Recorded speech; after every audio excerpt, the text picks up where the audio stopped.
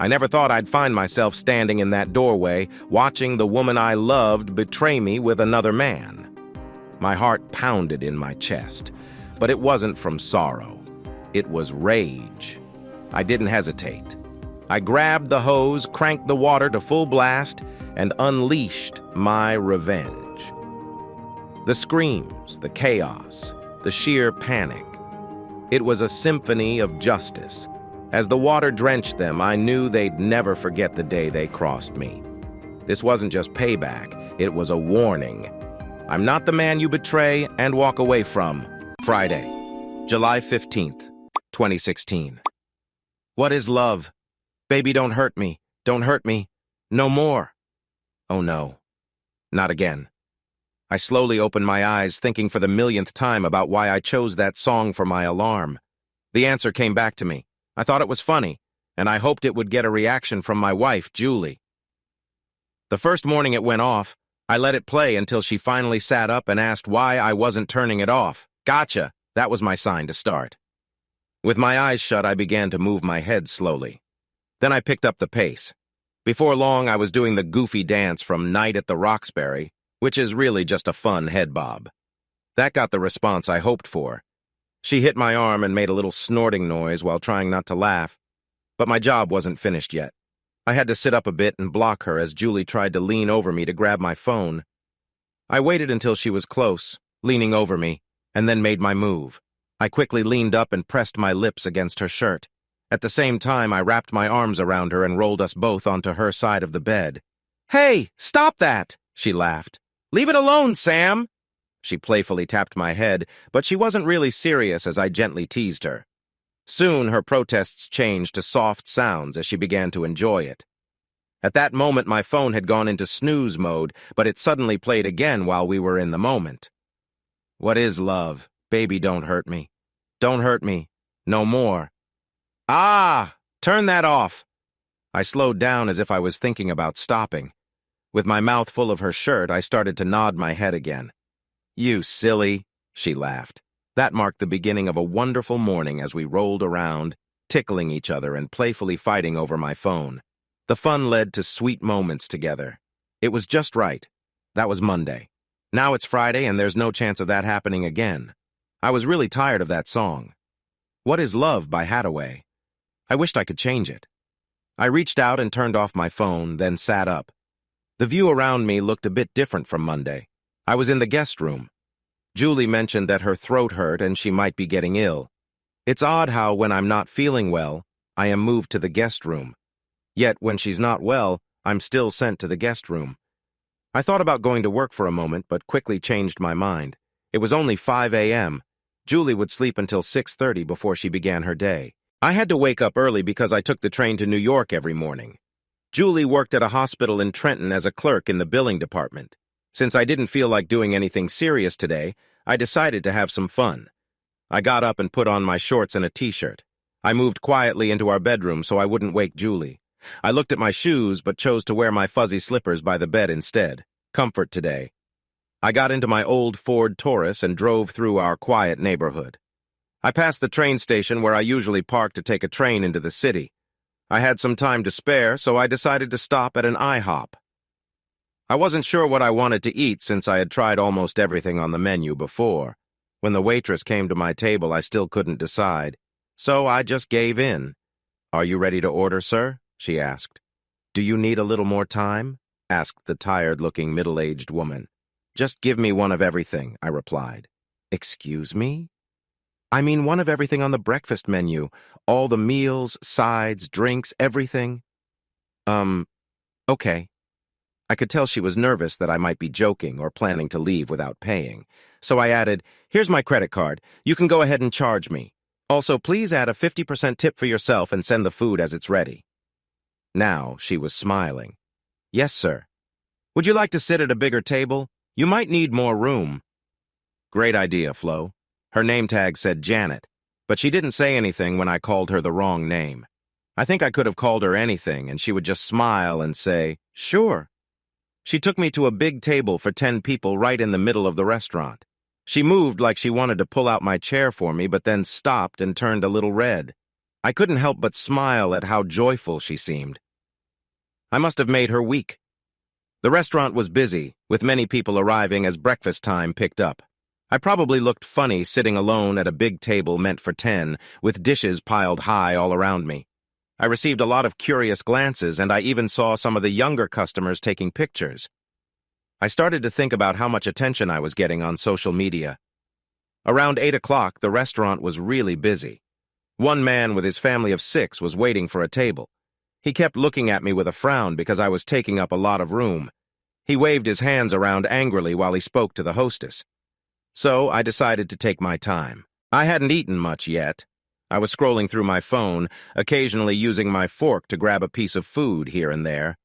I set my phone aside and slowly moved from one plate to another, taking a small bite from each. Sometimes I closed my eyes and pretended to enjoy the food a lot, but most of the time I kept looking at Angry Dad. His face started to get redder, and his wife tried to calm him by placing her hand on his arm. He pushed her hand away and took a step closer to me. I stood up quickly. My chair fell over with a loud noise. I spread my arms wide and shouted at him. "Do you want to fight? Come at me! This is my IHOP. All your pancakes are mine." You could hear a pin drop. Everyone in the restaurant was looking at me with wide eyes. Some young people were recording me with their phones. Out of the corner of my eye, I looked at my tables. Without taking my gaze off Angry Dad, I reached down and picked up some blueberry and vanilla pancakes. I took a big bite, making a mess all over my face. I lifted my hand over the table and let the pancakes fall. Then I walked straight out the door. Angry Dad's son smiled and gave me a thumbs up when his dad wasn't watching. Once I was in the parking lot, I wished I had taken a napkin, but that would have messed up my exit. I wiped my hand on a shirt in the back of my car and drove away. For the second time, I realized that my situation could feel really freeing. I noticed that my actions were getting more out of control. Not long ago, the thought of shouting at a stranger in public would have seemed crazy to me. That kind of thing is what you see on a talk show. When you feel like your actions don't mean anything, it's easy to lose your grip on things. I'll explain that more later. It was just 8:30, and I had a few hours to fill. I thought about going to a movie, but I had already watched them all. There was a mall nearby, and I remembered there would be a flash mob at 9:15. I could go see it and maybe even join in, but then again, maybe not. The flash mob was mostly kids enjoying their summer, and I felt a bit old at 27. What did I do about it? Nothing at all. I just sat in my car, not even paying attention to the radio, lost in my thoughts. At 11:30, I finally shook myself out of it and went to Home Depot. I picked up the longest garden hose they had, along with a nozzle I knew worked really well. It had a simple design that made the water spray in a nice, tight line. There was no way to turn off the water, so I had to squeeze the hose to stop it. I drove home, getting there shortly after 12:15, just right. As I expected, Julie's Honda was in the driveway, along with a red Porsche Cayenne that I knew belonged to Dr. Richard Peters. Some people might find his name funny, but I just call him Dr. Dick. I parked behind the Porsche and carried the hose to the faucet at the front of the house. Before turning on the water, I went inside to the garage. I could hear some noises coming from the second floor, but I knew they wouldn't notice me. I grabbed a pair of pliers and carefully squeezed the end of the metal nozzle until it was much smaller. After that, I stepped outside, connected it to the hose, and turned the water on full force. The 100-foot hose was more than long enough to reach the stairs and our bedroom door. On the way to the door, I picked up a small stool from the kitchen that Julie used to reach things on the higher shelves. I set it down carefully in front of the door, glancing back at the wall across the hallway to make sure it was in the right place. This was the most important part of my plan. Then I stood behind it, holding the crimped hose, and slowly opened the door. The view was still shocking. I mostly saw Dr. Dick's back moving up and down while my wife's legs were hanging limply. They weren't being too noisy, just some grunts and the occasional or yes. My loving wife and Dr. Dick were having their usual afternoon meeting. I had seen this scene before and didn't want to watch any longer, so I thought it was time to change things up. They still didn't know I was there until I turned on the hose. That nozzle? I had made some changes to it. From 10 feet away? I can honestly say it hurt a lot. The first thing I felt was not cold or wet, but a sharp sting. I acted quickly and went straight for the sensitive spot. Dr. Dick let out a surprised shout and tried to move away from the pain. He tumbled off the side of the bed, and in that moment I had an unexpected view of my wife. She looked surprised and a bit lost. Her confusion changed to shock as a strong water spray came at her. The water wouldn't really hurt her, but that area is delicate. She yelped and rolled off the other side of the bed with a thump. By this time, Dr. Dick was getting up and looking at what was happening. I think his first thought was to calm me down. "Samuel, I know this must look—" "Ah!" It's really hard to talk when a strong stream is hitting you in a sensitive place. He tried to move his body to dodge it at first. Julie was peeking over the bed with a look of shock on her face. Dr. Dick saw that I wasn't going to back down, so he shouted and got ready to rush at me. Have you ever played that fair game where you aim water at a clown's mouth? I can tell you that playing for real is even more exciting. I hit him right in the mouth while he was shouting. He took a deep breath, but then he started to gasp and choke. He bent over with his hands on his knees while I kept spraying the hose. Ear, eye, bald spot, mouth. I looked at Julie and asked her to lower her head. Ear, mouth, waist, waist, waist, waist, waist. After a while, Dr. Dick managed to catch his breath. He ran at me as fast as he could with his arms stretched out. His mouth and eyes were squeezed shut. He was charging right at me, ready to tackle me down. If I hadn't seen it coming, his plan might have worked. I sprayed some mist in his face to keep him from seeing, then I moved to the side until I was just resting in the doorway. This was when the step stool became useful. Dr. Dick rushed through the doorway and tripped over the stool. His speed pushed him forward, and he ended up crashing straight into the wall. The way I placed the stool and where I stood was very important. The wooden beams in the wall are 16 inches apart. Instead of hitting his head hard on a 2x4, Dr. Dick was lying confused and in a state of shock, halfway in the hallway and halfway in the bathroom, stuck between two wall beams. That really took the will to fight out of him. I pinched the hose to stop the water, then I stepped over to put my foot on. Dr. Dick felt a hand on his lower back, steadying him. My loving wife noticed that things had quieted down and decided to speak up. "Sam, I'm really sorry. I don't know how to explain myself." I have to give her some credit. We had talked about this many times, and she never tried to downplay what had happened. She never blamed me. She never claimed it was the first time, that it meant nothing, or that it was just a moment. Though she wasn't very open, she didn't really tell any untruths either. But I wasn't ready to walk down this familiar road today. She moved a little closer, wrapped in a blanket. One hand was at her chest, and the other was holding the bottom up so she wouldn't fall. She looked terrible, wet, crying, and mumbling. Her words were nothing but a blur to me. I was more focused on how near she was getting to me and Dr. Dick. "Sweetheart, please talk to me. Please, tell me there's something I can do. I hope I haven't messed everything up." I stayed silent. Dr. Dick was as quiet as a mouse, maybe wishing I would forget he was there. Not a chance. I waited until she was about 3 steps away. This next moment needed to be timed just right. Step 1. As she took a step, I turned on the water, spraying a blast right at her. She automatically raised both hands to shield herself and lost the blanket that wrapped around her feet. While she was still in the air, I focused on Dr. Dick. He had his back turned. Step 2, strong enema. As a straight guy, this made me a bit uneasy, but sometimes we have to push our limits for our work. Fortunately, he was calm, not ready for the surprise that was about to come. Things shifted quickly when he let out a loud squeal and started to squirm, but he couldn't get free. Julie was now on her hands and knees after she fell, her legs still caught in the blanket. She was just close enough for me to reach out with my other hand and grab a handful of her hair. I wanted to make sure she stayed close for what was about to happen. Step 3, count to 8. Step 4, let go. I leaped back suddenly, releasing both Julie's hair and the hose. Dr. Peter was holding his breath, trying to delay what was about to happen, but what goes in must come out. The nozzle came out, followed by a spray of, well, you can imagine. Julie, just a few feet away and at eye level, didn't have to guess. She really shouldn't have had her mouth open. I watched Julie gag, and Dr. Dick quietly crying for a moment before I walked away. I was halfway to my car when I paused. With my small act of payback done, I suddenly felt empty inside. Getting into the car felt like a huge challenge, and choosing where to go was even harder. I didn't know where to go, what to do, or even if it mattered. I felt lost. Instead of getting in my car, I walked 3 doors down to my neighbor Ted's house. He had a key hidden in a fake rock by a window. I went upstairs to his room and opened his bedside table.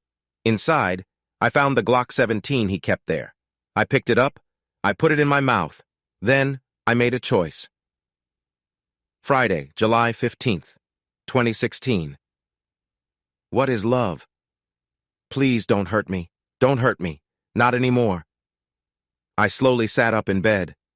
Oh no, when will this all be over? The first day was like any other day. I woke up at 5 a.m. in the guest room. I put on the suit I had picked out the night before and traveled into New York. I went to my office on Wall Street. Well, it was more like my little cubicle. I worked as an analyst at Broadwell and Marks. My job was to look into companies and financial products. I would look for the best and worst options. Then, I would share what I found with a junior team member. They would check my work along with that of other analysts. After that, the junior team member would give their own suggestions to a senior team member who would decide what to buy and sell. The senior associate always took the credit for any success. If things went wrong, he blamed his team for their mistakes. When you tell people you work on Wall Street, they think you must be living the high life, reaching for the stars. But I felt like I was stuck in a low place. I started my job right after finishing college at 21, graduating from Rutgers with a finance degree. That degree helped me get in, but in the 6 years since then, I hadn't moved up very much. Getting ahead on Wall Street is just as much about the people you know as it is about what you know. I know I'm not the best at making connections, but I've watched others who are less skilled than me move up in their jobs faster than I have. Even so, I earned a good salary. My career might have been moving slower than I wanted, but I was sure I would reach the top one day. I hoped that I was still young enough to enjoy what I saw. I had a busy day looking at financial papers and got home a little after 6. When I walked in, I could smell something tasty cooking in the kitchen.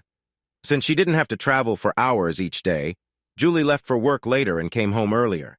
She worked at a hospital, but she wasn't a doctor or a nurse, so her hours were more normal.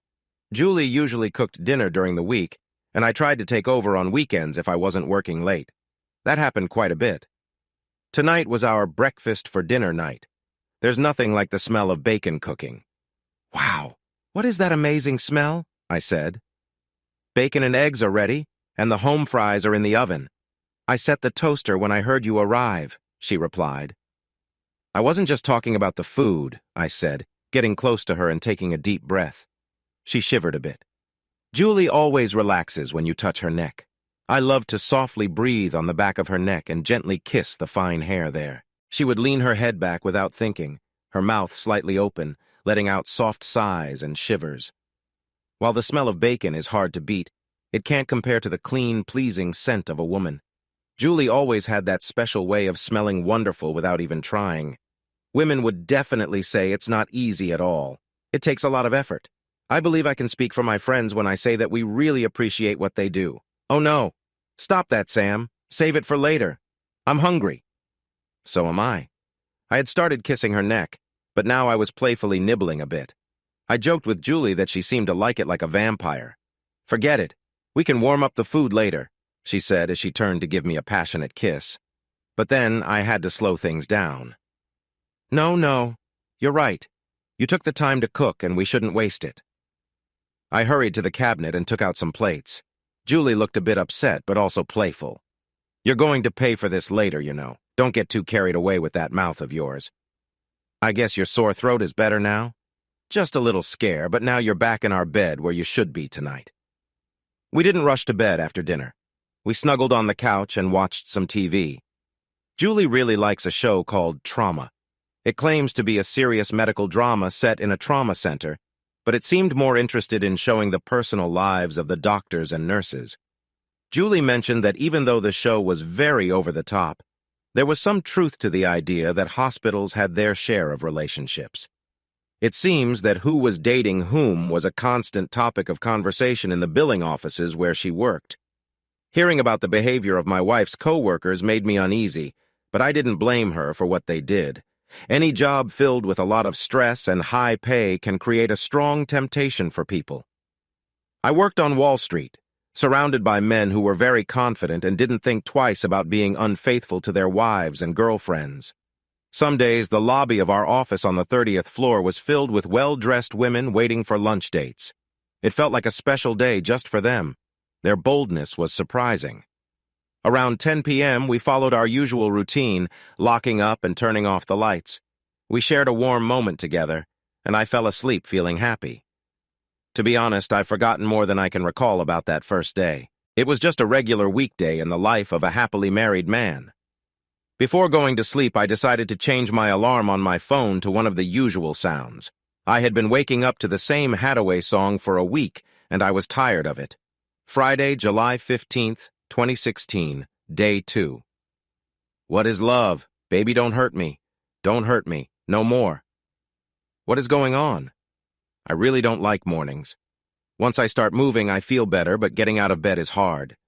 Usually, I need my coffee before I feel like myself. This morning, I felt sleepy at first, but quickly turned confused. Why was I in the guest room? Didn't I set that alarm? Why was my alarm ringing on a Saturday when I didn't have to go to work? Have you ever had a dream that felt so real, like a normal day? You wake up, get ready for school or work. At some moment during the day, you just wake up? That was my first thought. I had never experienced a dream that lasted an entire day before. Usually in my dreams, I ended up losing my clothes in a public place. Could that be what happened now? This felt so real. Did I actually dream an entire day? It seemed like I did. On the chair in the guest room, there was the suit I had set out on Thursday night. Or was it last night? I walked over to it. Same suit, same shirt, same tie. I grabbed the shirt and took a quick sniff. It didn't smell used at all. The suit was neat and still wrapped up from the cleaners. That was strange. I brushed off the odd feeling and got dressed. I was really annoyed that I had spent 9 hours dreaming. My mind could be so frustrating. It could have at least imagined a nice office for me. Maybe even my new boss, Scarlett Johansson, could have been a little friendly. The drive to the New Jersey Transit station didn't feel familiar at all. I had taken that route so many times that it would be odd if I didn't feel a sense of déjà vu. But the train was different. I got on the third car and chose a seat on the east side, which was my usual spot. I didn't have any special belief about it. The third car stopped right in front of the newsstand where I bought my morning paper, Wall Street Journal, of course. I just walked in and sat down in the first empty seat I could see. The problems began right after we left Trenton. A young girl with blonde hair sat down next to me. I recognized her from a dream I had. She looked like many other young commuters, dressed in simple clothes and carrying a backpack. She was busy texting and had earbuds in. Nothing stood out much about her, except for her ponytail, which showed off her ears. Her earlobes were stretched so much they could fit a toilet paper tube, though of course she wasn't actually using empty rolls of Charmin. They wore earrings of a special kind. I remembered her well from the dream I had last night. I thought about how her ears might look like cooked spaghetti with the rings taken out. I also wondered about her and her boyfriend's relationship. I must have been staring because she noticed and called me out in the typical way New Yorkers do. What are you staring at, you idiot? Does he do stuff with them? Oh, no. Did I say that out loud? What did you just say? Nothing. I was just thinking out loud. Sorry for bothering you. I quickly moved to the back of the train car, hearing a stream of insults and threats behind me. Most of the other passengers didn't even glance up. Just another day on the train. I sat down feeling confused. Was it the same girl? It must be, but how could I ask her? I was also worried she might be angry with me. Were you in my dream last night? No way that could be true. Was it just a dream? Maybe I got my days mixed up. Was yesterday Thursday? But the clothes were still there. I was driving myself nuts, so I decided to take my mind off things with a routine. Every day on my way to work, I read the newspaper, and that solved it. It was the same old paper. My imagination can't be this wild. I didn't dream that I read every article in the whole newspaper. I flipped through it quickly, not trusting what I saw. I remembered every article. I had read them.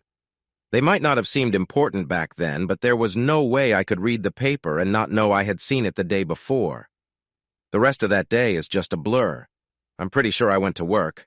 I moved through the day like a zombie, or maybe it was more like a small dog, wide-eyed and a little shaky. Every 15 minutes felt like another moment I had already experienced. I couldn't stop thinking about things happening right in front of me. It really felt like I was going crazy.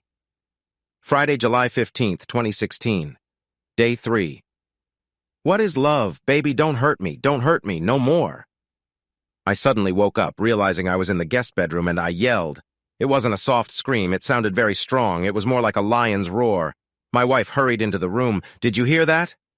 It sounded like a woman screaming. She rushed to the window looking for a girl in trouble. That was me. What? Did you hurt yourself? Are you okay? No, I think I'm losing my mind, Julie, I said weakly. What do you mean? You're making me worried, honey. I paused for a moment before I spoke. If I was going to tell anyone, it would be my wife, but saying it out loud felt like a huge step. I worried that I might be having a serious breakdown. I didn't want to frighten my wife. I was afraid she might think I was losing my mind. I keep waking up on the same day. This is the 3rd time I've found myself in the guest room on July 15th. I thought I was just mixed up yesterday, but now I see it's really happening. Julie looked worried. She wanted to support me, but I could tell she was unsure. I understood why. If I were in her place, I might not believe me either. How can I show her the truth? Sweetheart, she said, it could be stress. Maybe you need to take a day off and relax. Are you sure it wasn't just a bad dream you had last night? You're still in bed. It seems like you just woke up and yelled. Then an idea popped into my head. Get ready. I'll show you. I've looked at today's newspaper twice already. Come with me to the corner store and you'll see. I have to give her some credit. Usually, she would still be in bed. She didn't argue. Instead, she quickly put on some clothes. Her husband was yelling and saying strange things, and she handled it really well. She noticed I was very upset and wanted to help me in any way she could. I really loved her. I felt much better knowing Julie was with me. I felt really sure of myself as we drove to the nearest gas station to pick up a copy of the Journal. We went home and sat at the kitchen table to get started. I thought I knew what I was doing, but I was wrong. I suggested that Julie pick an article randomly, and I would tell her facts from it that I shouldn't have known without reading it. Even though I had gone through the newspaper a couple of times in the past few days, I hadn't remembered every detail. When Julie picked an article, I could usually explain what it was about and mention a statistic or name from it. But sometimes I couldn't. I didn't expect to be asked questions later. There were a few parts that Julie had to read to me before I could remember them. It was even more frustrating because most of the articles were about money. Julie pointed out that I should have known some of the details. For example, if an article talked about Apple's earnings for the 2nd quarter, it was easy to guess that they would mention the sales of the new iPhone. If I could share some exact sales numbers and stock predictions, well, I did have a job on Wall Street. This is so awkward. It was a bit unclear, but honestly, you knew more than I expected. I can tell this is really affecting you. I'm going to call Susan and take a day off. I don't think you should be by yourself. Susan was in charge of billing at Julie's hospital. I knew it would be easy to get the day off. Julie was one of the most honest and caring people I had ever known. I had never heard her tell a lie. Her bosses really admired her. She didn't have many jobs, but the ones she did have, her employers wanted to keep her around. While I was slowly trying to move up in my job, Julie was already the assistant director of the billing department at St. Gertrude's. The hospital staff was looking for a way to give her a better job before someone from a big company could take her away. She walked back into the kitchen, where I was feeling down. "Come on, Sam," she said, pulling me into the living room and sitting close to me on the couch. I lay down with my head resting on her lap while she gently ran her fingers through my hair. I shut my eyes and tried to relax my mind. I had been thinking hard in the kitchen about how to show what was really happening, but there was nothing special. I thought about taking her to work. Maybe that would help. But nothing really exciting happened that I could see coming. She was being very kind, but asking her to take the train to New York just to listen to me complain seemed too much. We spent the day talking, trying to stay cheerful. I think Julie hoped that if she could distract me, I would feel better and stop worrying. She did a wonderful job of keeping my mind busy, but I still remembered why we were just hanging out at home instead of getting things done. Still, I was having a good time. People say that sharing problems makes them easier. Julie might not have thought I was thinking about the past, but she was really supportive in her own way. As the evening got closer, I came up with an idea to show it. Trauma. What, dear? Trauma, your favorite hospital show. There's a new episode tonight. I've seen it twice already, so I can tell you what happens. Wait, I don't know, I really don't like spoiling things. What? Just teasing, she laughed. Sorry, I shouldn't joke like that. It was too easy to trick you. Go on, sweetheart. Tell me what's going to happen tonight. I smiled. She had me for a moment, and I didn't mind lightening the mood a bit. All right. There's going to be a school bus accident, and 4 kids will be taken to the hospital fast. 3 people will have just cuts and broken bones, but the 4th, a little girl, will face serious injuries inside her body. She will need urgent surgery, and later we will see that doctors have to operate again because a small piece of bone they missed before is causing a problem with a vein. Dr. Waters and Dr. Shaw share a close moment in a storage room. Nurse Johnson gets a serious warning from the head nurse of the ward. She must manage her problem with drugs or she will lose her job. And Dr. Dreamy receives a paternity lawsuit, but they keep the sender a secret. For a moment, Julie was quiet as she tried to understand what I had just told her. That's a lot to just be guesswork, she said. I don't mean to sound harsh, but I want to wait and see the show before I say anything. That's totally fine, sweetie. I'm not upset. I get why you would have doubts. Thanks for being open to this and having fun with me. When the show Trauma started, Julie leaned in and watched closely. After 20 minutes, she gave me some odd looks. By the time we hit 40 minutes, she mostly looked lost. When the show ended, she actually seemed a bit frightened. It's true.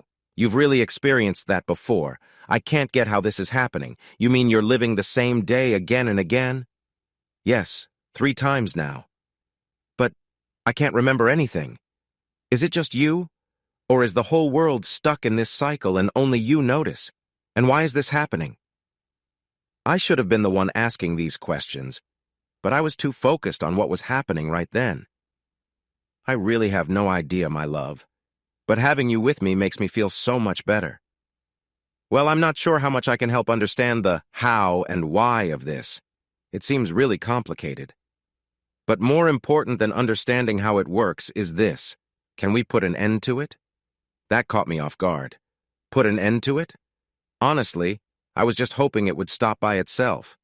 Maybe when I wake up tomorrow, it will be Saturday. That's what is supposed to happen. This time loop, for lack of a better term, doesn't feel normal. It can't go on forever, can it? We tossed around ideas for a while, but now it was getting close to 11 o'clock, and we were starting to feel tired. We hadn't really done much during the day, but it was still very tiring for my emotions. I had been awake since 5 a.m., trying hard to find proof for what I felt, worried that maybe I couldn't, that maybe I was losing my mind. Maybe we should just go to bed and talk about this in the morning, I said. But I won't remember anything in the morning, babe. We'll have to start all over. Of course. How could I forget that? I wasn't thinking straight.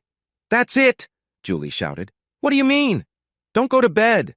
The day starts over when you sleep, so just stay awake. Could it really be that easy? Just stay up until it was Saturday, July 16th. It seemed simple. You're so smart, Julie. We thought we were really clever. Well, mostly Julie. Looking back, it was silly to get so excited about our idea. We didn't really understand how this time loop worked. After many days of this, I still don't understand it fully. I have some good ideas about it now, but they are just ideas. We had no trouble staying awake until midnight. We were full of energy, and when the clock hit 12, we bounced up and down like excited kangaroos. Gradually, our jumping, dancing, and happy cheers slowed down. We both seemed to understand at the same moment. Is that it? Julie asked, just as I said. How can we tell if it worked? What if it doesn't happen at midnight? What if it happens when I fall asleep? Julie didn't have an answer. As the excitement faded, I suddenly felt very tired. You should go to bed, Julie. I'm going to grab some coffee and see how long I can stay awake. If the time loop has already ended, then I'll just have a boring Saturday. No need to lose sleep over this. That's silly. We're in this together. I just smiled. That's the lovely part of being married, knowing someone is always there for you. I won't tell you every little thing we tried to stay awake.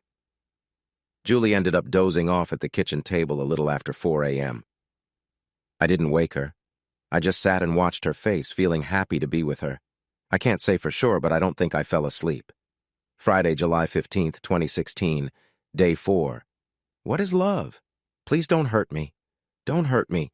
Not anymore. On the third day, things started to follow a regular pattern for the week ahead. I would wake up Julie gently, not by yelling, and explain what was happening. Once I got her to see I was really serious, she would call in to say we couldn't go to work. Honestly, I wouldn't have done that, but that's just how Julie is. Plus, I hardly ever managed to show her we were stuck in a time loop before it was time to get to work. I did improve on that. I began to notice more of what was happening around me. This helped me see what might happen in the days to come. One of the few good things about being stuck in a time loop was having knowledge of the future. Why waste that by being careless? It took a lot of work, a whole lot of work, but I eventually got really good at understanding the situation. Did we team up and solve this together? Not exactly. Mostly, we wondered about what was happening to me. Did some kind of God do this? It didn't seem likely. Neither my wife nor I were very religious. We hadn't been to a church since our wedding day, so we couldn't figure out why any God, if there was one, would care about me. It's simple, really. I am the chosen one. Julie smiled. Chosen one? Really? What are you chosen for? Great things, obviously. Oh, right, how could I forget? But who picked you for this special role, Sam? Someone really wise, very wise. When there's a decision to make, it's Sam's turn. Well, I definitely picked you. Can't argue with your thinking, babe, she chuckled. Another day, another talk. Maybe I'm being a bit grumpy, I said. So, does that make me the spirit of the good times? That's actually not a bad idea, Sam. I know, I was only halfway joking. There are many stories about people stuck in strange moments in time. The usual goal is to teach a lesson. Could those stories come from a shared memory or be made-up tales about things we feel could really happen? Julie seemed to think about this. But what would you actually learn from them? It seems a bit too soon for the Christmas spirit. I've never really been someone who dislikes that time of year, I answered. Is there something special about today? We both thought hard but couldn't come up with anything. So we decided to check online. Look, I said, today is National Tapioca Pudding Day. Maybe you should understand how important pudding is, my friend replied. Sure, we can grab some at the store. I'm up for it, but I'd say we should keep searching just in case. Another day? Another talk? If this isn't from something greater, then maybe there's a scientific reason for it. Where do we even begin to find out? How do we describe what's happening to you? Julie asked. Let's just call it a time loop. Since it's about time, it must be a physics or math issue, I think. I think you're right, dear, she replied. On a college campus somewhere, there might be a really smart person who has spent a lot of time studying time changes. Julie paused for a moment. You know, saying that out loud makes me think there are probably many people who study time, but I'm not sure if any of them can help us. Their research is probably all just ideas. I couldn't help but notice how Julie always called this our problem and talked about what we should do. Although she wasn't trapped in this time loop, she made it clear that she was on my side. It might not have changed much in a practical way, but I truly appreciated it. So, should we look into time loops? Julie asked. Where do we even begin? We could watch the Rocky Horror Picture Show. She giggled. I'm serious, Sam. So am I, Jules. I'm really serious. You wake up every day and face this like it's new. I will tell you what we've discussed so far, and then you dive right into the issue. You still seem excited because everything feels fresh to you. But for me, this is the 12th day of talking about the same thing over and over. I'm feeling worn out. Let's go to a nice restaurant where we can get a table without needing to book ahead. After that, we can watch a movie. Just not Rocky Horror. Then we can come back home, spend some cozy time together, and try again tomorrow. What do you think? I'm not sure, Julie said, hesitating. Are you sure you don't want to? I quickly moved in and picked her up from her chair. It wasn't hard for me since I'm taller and weigh almost 100 pounds more than her. I held her with one arm under her knees and the other behind her back. At first, I just swayed a little back and forth before, "It's just a jump to the left," I sang, matching my actions to the words. Julie let out a happy squeal as we lifted off the ground, and then a step to the E! Ait! Come on, Jules, sing with me. In stereo. Let's do the time warp again in Friday, July 15th, 2016, day 16. What is love? Baby, don't hurt me, no more. Day 16 would change my marriage, though I wouldn't see it right away. The night before, we had enjoyed a nice dinner at an Italian restaurant, followed by a fun movie. She said I owed her for being a bit rough earlier. I didn't mind. Now I could honestly say I had seen it if we went to the movies again, and I thought we would. We fell back into our usual routine. Wake up, show I was stuck in a time loop, and talk about it a lot. Again, we reached the moment when Julie said we should start looking into time problems. I already expected this and had been thinking about it. I didn't want to dampen Julie's spirits, but I just couldn't see any good coming from that direction.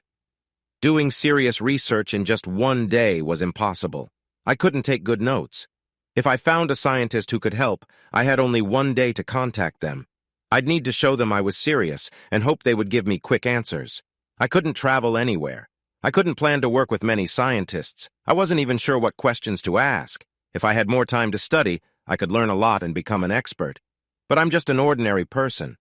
How long would it take me to gather so much strange knowledge, especially when I had to count on my memory at every turn? The biggest issue was that I didn't believe this time loop I was caught in could be understood by today's science or math. Just like Arthur C. Clarke once said, any technology that is really advanced seems like magic. There might be a scientific answer, but I wasn't sure I would understand it or that anyone else would either. Something deep inside me felt this was not just science. It felt magical somehow. I wanted to believe there was some kind of smart plan behind the loop because the other option was too scary to think about. Simply put, if this was just science, I was in big trouble. If it was something special or about a higher power, it might not last long. Thinking about that, I realized one night of taking it easy wasn't enough. Julie was still caught up in her last idea. There are many people who study time. I just don't know if any of them will be helpful for us. I bet all their research is, hold on a minute, sweetie. Sorry to cut you off. I feel like you are saying the same things you said last night. That's on me. I need to catch you up on everything so we can keep making progress. But we might be getting close to the end of this recap. Soon it will take too long to go over everything and we won't have time to explore new ideas. What do you want us to do? Just quit? She asked, a bit upset. No, just listen for a moment. I see that you're eager to jump in and help solve this problem. I understand how you feel. I want things to move forward too, but after more than 2 weeks, I'm starting to feel frustrated with how slow it's been. She looked a bit angry. Before she could respond, I quickly spoke up. I'm the one to blame for how slow things are. You've been a real support for me. Most of the progress we have made is thanks to you. But now, it seems like we're going in circles. I think that's just how it is sometimes. Let's put the same 2 people in the same situation on the same day, facing the same issue. After 2 weeks, it's tough to find new things to say. I need to come up with a way to change this routine. I also need to relax. Every day feels heavy, like I'm dealing with a sickness and need a break. All right, she said. I get that talking about the same thing every day for 2 weeks can be tiring. Do you want to put this off until tomorrow? Not tomorrow. You might not remember, but I stopped this talk last night too. We went out and had a good time. Let's do something fun again. But tomorrow, I don't think I'll share my story about the time loop. What? She shouted. You're not going to share? We are in this together and don't you forget it. It's just for one day. Since you won't remember this anyway, I'll tell you my plan. I thought about sending you a bunch of flowers at your job tomorrow. It would make the other women a bit envious. I plan to head into New York to get your favorite corned beef sandwich from Katz for lunch as a nice surprise. Then I'll spend the rest of the afternoon planning a special evening for us. What do you think? I watched her face as I shared my ideas, hoping to see how she felt about my sweet plans. How many husbands get to ask their wives for tips on making them smile? When I finally decided to make my move, I wanted it to feel natural.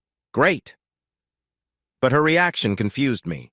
She seemed happy to hear about flowers at her job, but when I suggested surprising her with lunch, her smile faded a bit. I don't think she even noticed my plans for later.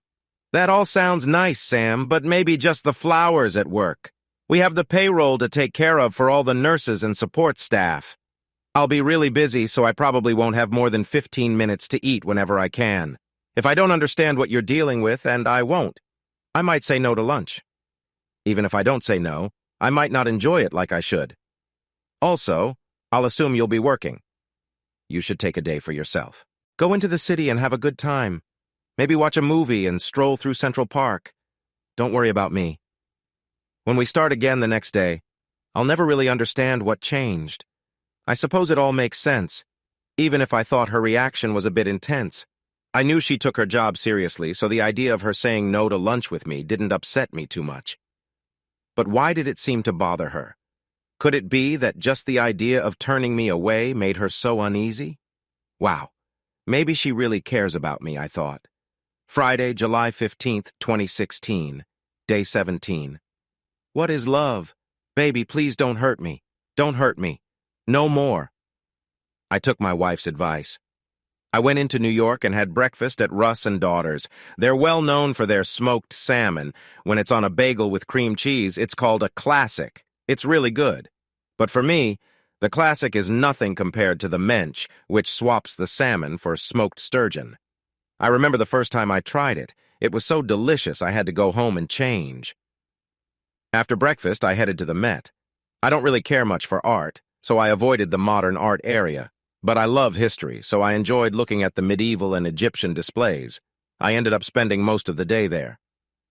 That morning, I spent some time online arranging for flowers to be sent to Julie. By noon, I started feeling guilty because she had to work while I was out having fun. I should have suggested taking the day off for both of us. Why didn't I think of that earlier? We could be together every day if we wanted to. I thought I should call her to say I love her and ask if she liked the flowers I sent. I pulled out my phone and found it was turned off. I had turned it off to stop work calls since I didn't call in. Plus, there was no need to stay in touch with anyone when I was stuck in a time loop. Nothing was really urgent. I turned the phone on and saw I had missed a call from Julie. Oh no, I should have guessed she would call after she got the flowers. She left a message just like I thought she would. She thanked me for the nice gift and told me she loved me. I really wish I could have spoken to her. It seemed like we were playing a game of phone tag. I couldn't reach her either. First, I called her work at the hospital, but I only heard the recording saying she was not at her desk. Then I tried her cell phone, but it went right to voicemail. I didn't think much of it. Julie thought she would have a busy day, so it was possible she would be hard to reach. There could be many reasons why her phone was off. She called me back a few hours later while I was sitting in a small park watching people walk by. Hey there. Sorry I missed your call. I've been busy all day. Did you get my message from earlier? The women in the office were really jealous. Susan said she wanted to argue with me for you. I think you can handle her, Jules. You've got much more experience than she does. I'm relying on you to stand up for me. Don't worry. We talked it over. She backed down when I said you would spend a weekend helping her out. I knew it was just a funny idea, but for a moment, I was quiet as I pictured being at Susan's service. For a woman in her 50s, she was still very attractive. I'm not the type to follow someone else's lead, but I do like seeing a woman in leather. You there, babe? Julie asked. Did I make you excited at work? I didn't feel like correcting her about my location. Sorry, hon. I was just browsing for a mask on Amazon. Oh gosh, I should let you get it just so I can see that, she laughed. Anyway, I really wanted to thank you. A girl likes to know she's valued. I'll show you my appreciation tonight. It's a date. I love you, Julie. I love you too, Sam. I never thought to ask why her phone was off during lunch. Friday, July 15th, 2016, day 18. What is love? Please don't hurt me. Don't hurt me. No more. I sat up in bed and stretched. My body always felt rested in the morning, no matter what happened the day before. Still, I felt especially calm today after taking a day just for myself. The only way to make things better would have been to have Julie with me. I was supposed to wake her up and figure out this time loop, but I chose to change my plans. I realized that I couldn't solve this problem just by being stubborn. I decided to take things easier and maybe change up my daily routine a bit. Even though I was stuck in a time loop, it didn't mean I had to go through the same day again and again. Well, it did, but you get what I mean. I had spent a lot of time stuck at home, feeling like I was hitting my head against a wall. From this point on, I decided I needed to get out more. If I was stuck in this day, I wanted to enjoy it as much as possible. I also wanted my wife with me if I was going to make the most of my simple life. I had already told her about the time loop I was in, and she understood how serious it was. But could I make her see it in a lighter way? I could see that she needed to focus and figure things out. I had to think about how to talk to Julie. Should I ask her to spend the day with me without bringing up the time loop? It sounded fun to have a relaxed day with her. But could I convince her to skip work? She always took her job very seriously. I checked the clock. Her alarm would go off in less than half an hour. I still wasn't sure what to say to her. I quickly got dressed and left the house before Julie woke up. I thought it best to let her go to work while I took another day for myself. I needed to spend some time thinking about how I could convince Julie to take a day off for something that wasn't a real emergency. With a bit of effort, maybe I could change my usual routine into something much more special.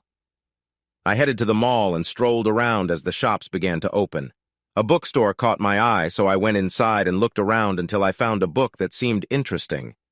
After buying it, I went to the food court and sat down with a cinnamon bun and a cup of coffee to read for a bit. If I didn't finish the book today, I could just get it again tomorrow. I lost track of time while reading. By around 11 o'clock, the hard plastic chairs started to feel uncomfortable. I was getting hungry again, but I didn't really want to go home. Even if I wanted to cook, I would still need to clean up afterward and tidy the house like it was a big mess. I had to hide the fact that I had missed work from Julie. Not far from the entrance of our neighborhood, there was a trendy diner. The walls had simple art on display, and the food was small and cost too much. There were comfy seating areas with soft chairs and footrests that were just right for relaxing and enjoying a meal while reading. I found a seat by the window, surrounded by groups of well-off women enjoying their fancy drinks. I had just ordered my food and was about to get back to my book when I looked out the window and saw Julie's Honda Pilot drive by. At first, I was surprised she had time to go home for lunch, especially since she had mentioned how busy this Friday was for her. Then I wondered, why was Dr. Richard Peters drove behind her in his shiny Porsche? Dr. Peters was the leader of the cancer department at St. Gertrude's Hospital. I had seen him at events with my wife. I didn't like him much, not for any one reason, but because he had that look and attitude that some doctors have. He often treated people who weren't wealthy, attractive, or doctors themselves with little respect. As far as I knew, Julie and Dr. Peter didn't have many reasons to be at the hospital. He also had no reason to be having lunch at our house. At that moment, I didn't really think anything strange was going on. It just clashed with everything I believed about my wife. My thoughts were empty, almost frozen. I can't recall leaving the diner or getting into my car. I must have paid my bill because no one chased after me. The drive home feels blurry in my mind. When I got home, I saw Dr. Peters' car parked in my driveway. It was right out in the open where all the chatty neighbors could see it. I stood there in my driveway just looking at the car. Time felt strange. It might have been 30 seconds or maybe even 30 minutes. The phone must have been ringing a lot. "Mabel, look out your window! Sam Watley is back home early. Get some popcorn." I stepped inside, wishing to find them in the fancy living room, chatting about Medicaid payments. But the room was quiet, with only Julie's purse sitting on a table by the door. As I moved up the stairs, I started to hear a steady bumping sound. Our bed was strong and sturdy. It took a lot of effort to make the headboard shake. I knew for sure what was going on, but I really didn't want to believe it. I kept thinking there had to be a good reason. Maybe they just came to grab a paper Julie forgot and ended up playing a silly game of monkeys jumping on the bed. But deep down, I knew that wasn't true. I opened the door and saw my world falling apart. It had been 6 years since we promised to love each other, but I had finally caught Julie in a lie. Friday, July 15th, 2016. Day 18. What is love? Baby, don't hurt me, no more. I don't know how long I stood in the doorway watching Dr. Peters with my wife. It felt like forever, but it was probably just a few minutes. My first thought was to turn and leave. I'm a big guy and I've never had to fight for anything. The last time I hit someone was in elementary school. So my first thought is to keep things calm.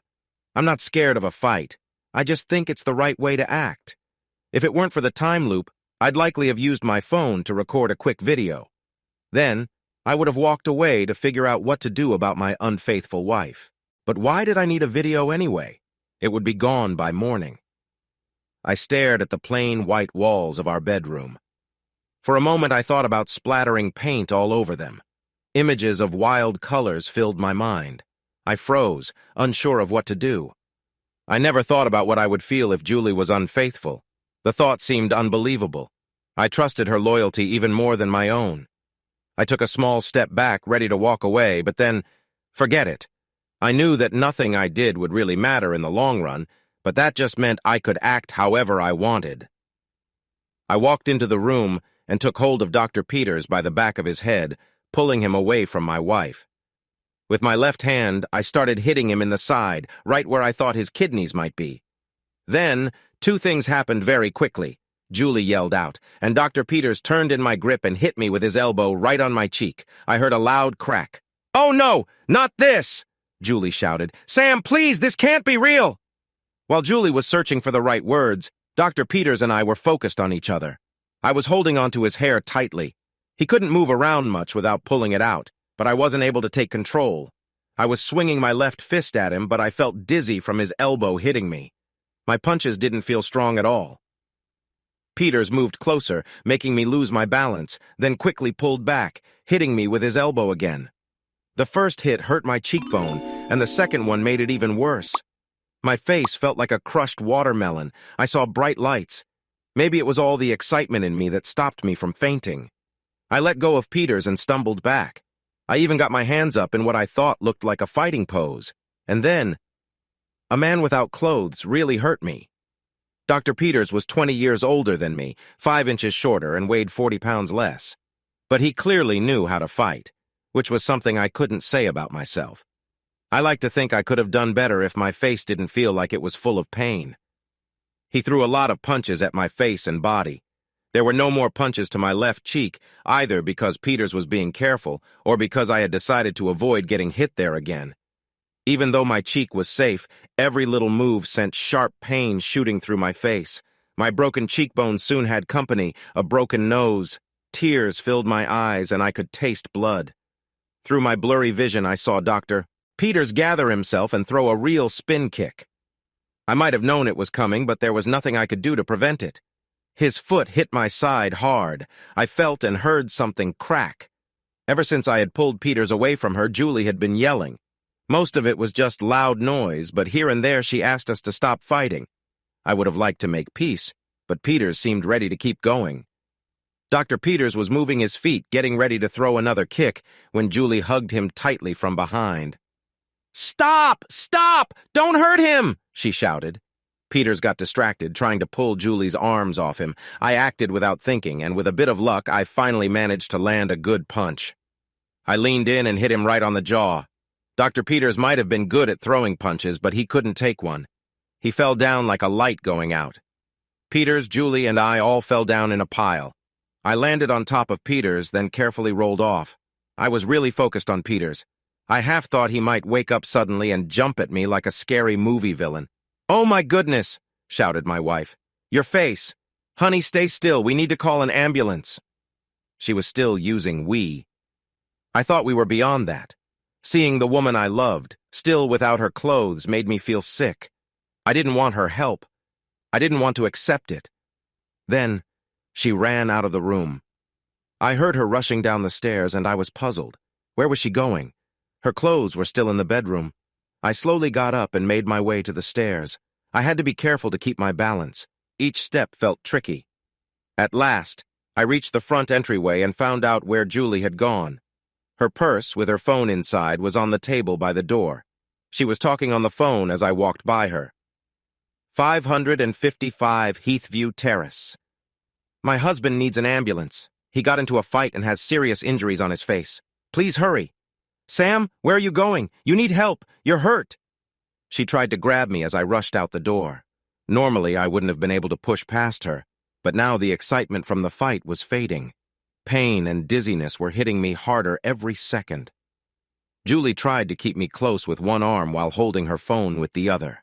I could hear the operator from 911 speaking on the line. "Ma'am, are you there? Are you okay? What is going on?" I pushed my way through the door. Julie stopped trying to use the phone. She threw it down and jumped, wrapping her arms around my leg.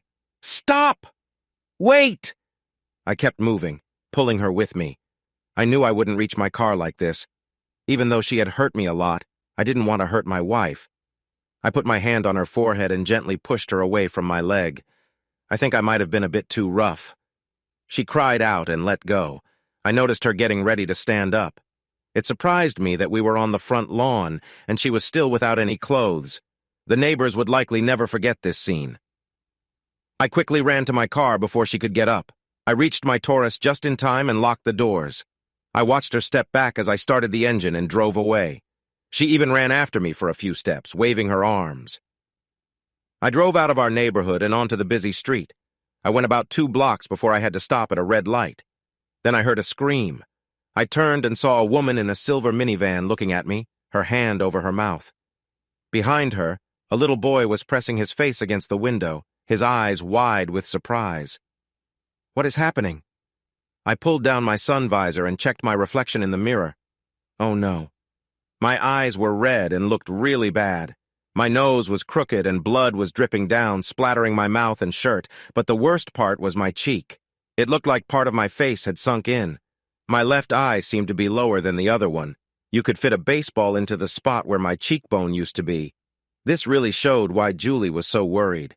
It was so surprising that my first thoughts were, "Who is that guy? How is he still awake?" It took me a moment to realize that the face in the mirror was mine. I thought I had felt pain before, but now the hurt was so strong it felt like a giant had hit me with something heavy at just the right moment. I honestly couldn't see. Bright flashes of light jolted through my face, spreading warmth across my cheek and behind my eyes. I knew the light had changed to green because the cars behind me were honking loudly.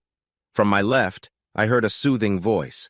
A woman in a minivan had come over and opened my car door. I also noticed a soft sound that I realized was me making a low noise. "It's all right, sir," the woman said. "Help is coming." A police car arrived quickly, soon followed by an ambulance. I was surprised at how fast they got there. I soon found out why. "Mr. Watley, stay still. Your wife called us. You have a serious head injury, so try not to move." I wanted to tell the officer to keep her away from me, but I couldn't say the words because of my hurt face. Fortunately, she hadn't shown up yet, or I might have tried to escape again. The emergency medical team carefully placed a neck brace on me.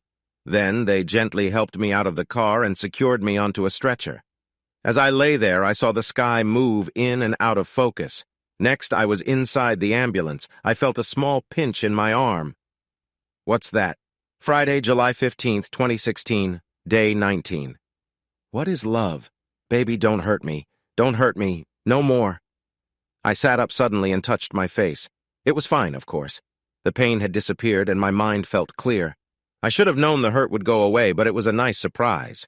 I had noticed that the world started fresh every day. Now I saw that I did too.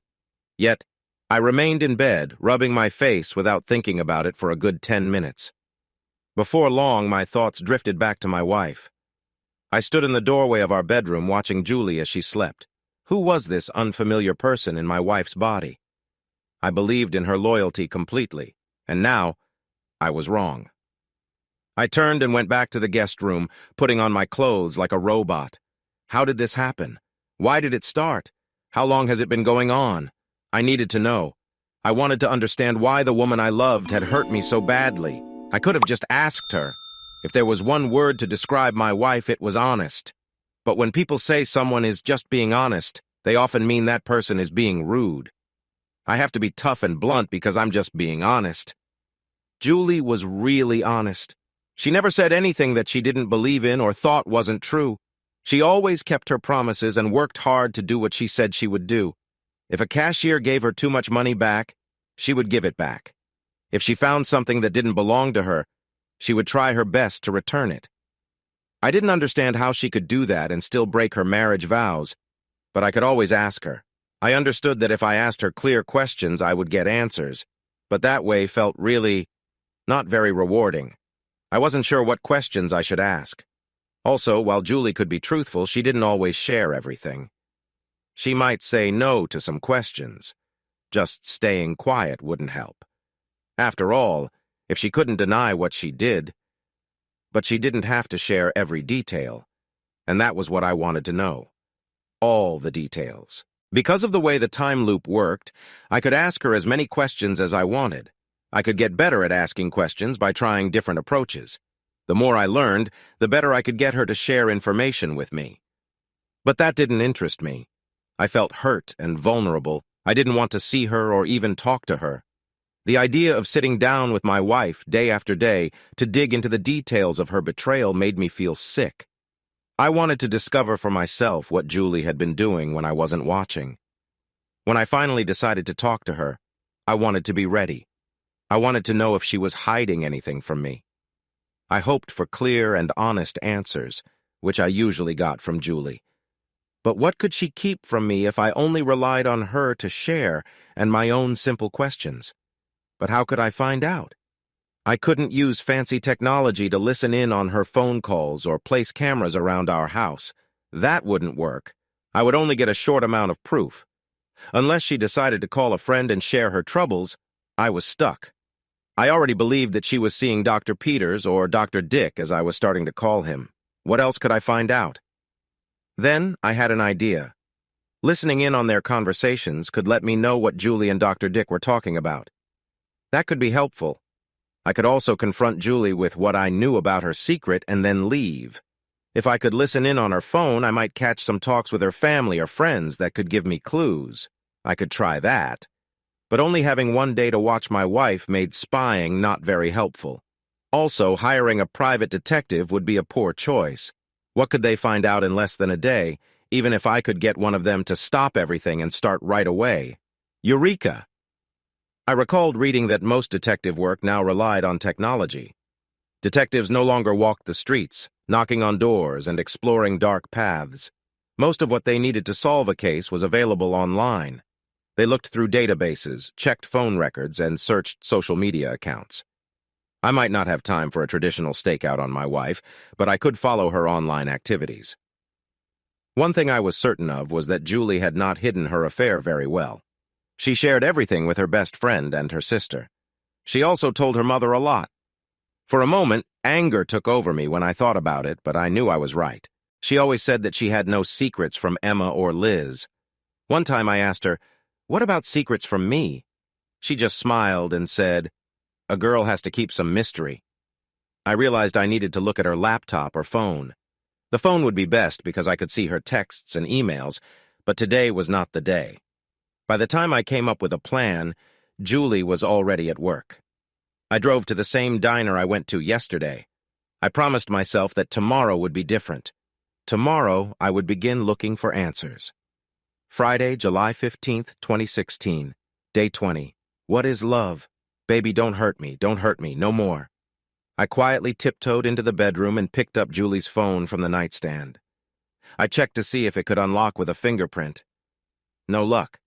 That would have been the easiest way. I could have just used her finger while she slept. I went downstairs and picked up the bag where she kept her laptop before I stepped outside.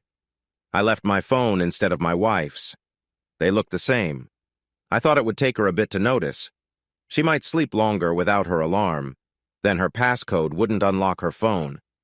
After a while, she would probably realize it was my phone, maybe when she noticed her laptop was missing. I hopped on the train to New York. My plan was to ride the subway around the city all day.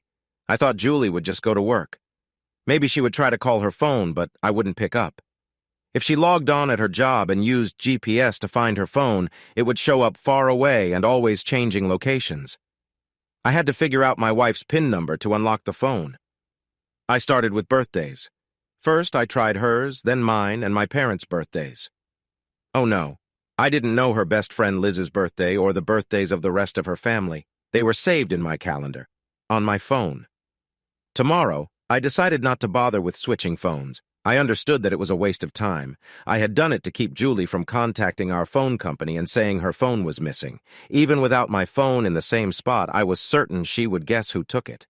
Would she tell anyone if she thought her husband had it? I guess no. She would wait to talk to me when I got home. I hoped she was feeling nervous about me looking at her information. Well, there would be no more celebrations until tomorrow. For now, I began trying easy number patterns. 1, 2, 3, 4, 5, 5, 4, 3, 2, 1, all the corners, an X across the number pad. Soon I faced a bigger issue. After 7 wrong tries, the phone locked me out for 5 minutes. Each time I failed, the lockout time became longer. After I tried 9 times, I decided to grab something to eat since I had an hour to wait before I could try again. Finally, after my 10th try, the phone stopped working for good. It sent me to the company website to fix it. I realized I wouldn't be able to meet the security rules needed to reactivate it. So I threw the phone in a trash can at the subway station. I'd deal with it tomorrow. Now I focused on my laptop. I turned it on. First, I ran my finger across the fingerprint scanner to check if she had that feature on. It didn't respond at all, not even with a message saying, "Fingerprint not found." So that option was gone. Next, I figured it must be protected by a password. The good news was that I could guess as many times as I wanted without getting locked out. I tried our names, names of friends and family, favorite movies, and even her car. I thought hard about anything that might be important to Julie and typed it in, but nothing worked. I spent the entire day guessing passwords, then decided to stop and booked a hotel room for the night. Tomorrow would be a new day. For the next couple of weeks, I tried to get into Julie's phone. After 5 days, I stopped trying with the laptop. I could still get the emails from her phone, and using a full keyboard made it easier to guess her passwords. I tried calling our phone company and pretending to be Julie to unlock her phone, but they didn't believe me. Even when I spoke in a high voice, it didn't make a difference. Go figure.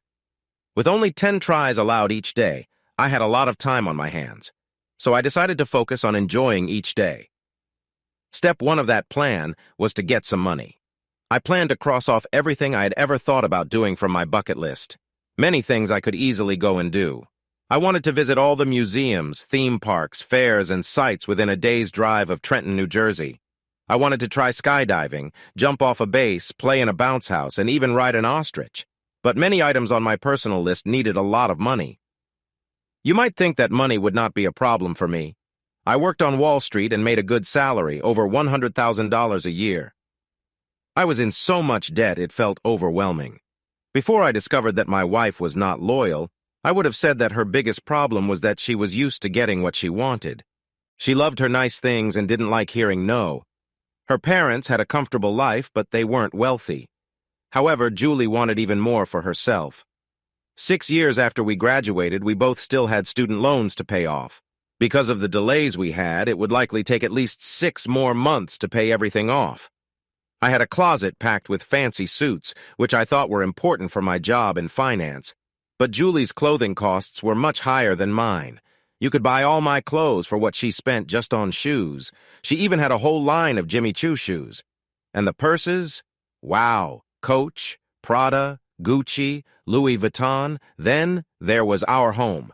We earned a good income, but the fancy neighborhood we lived in was really too expensive for us. The one thing I stood firm on was our cars. I was okay with my old Taurus.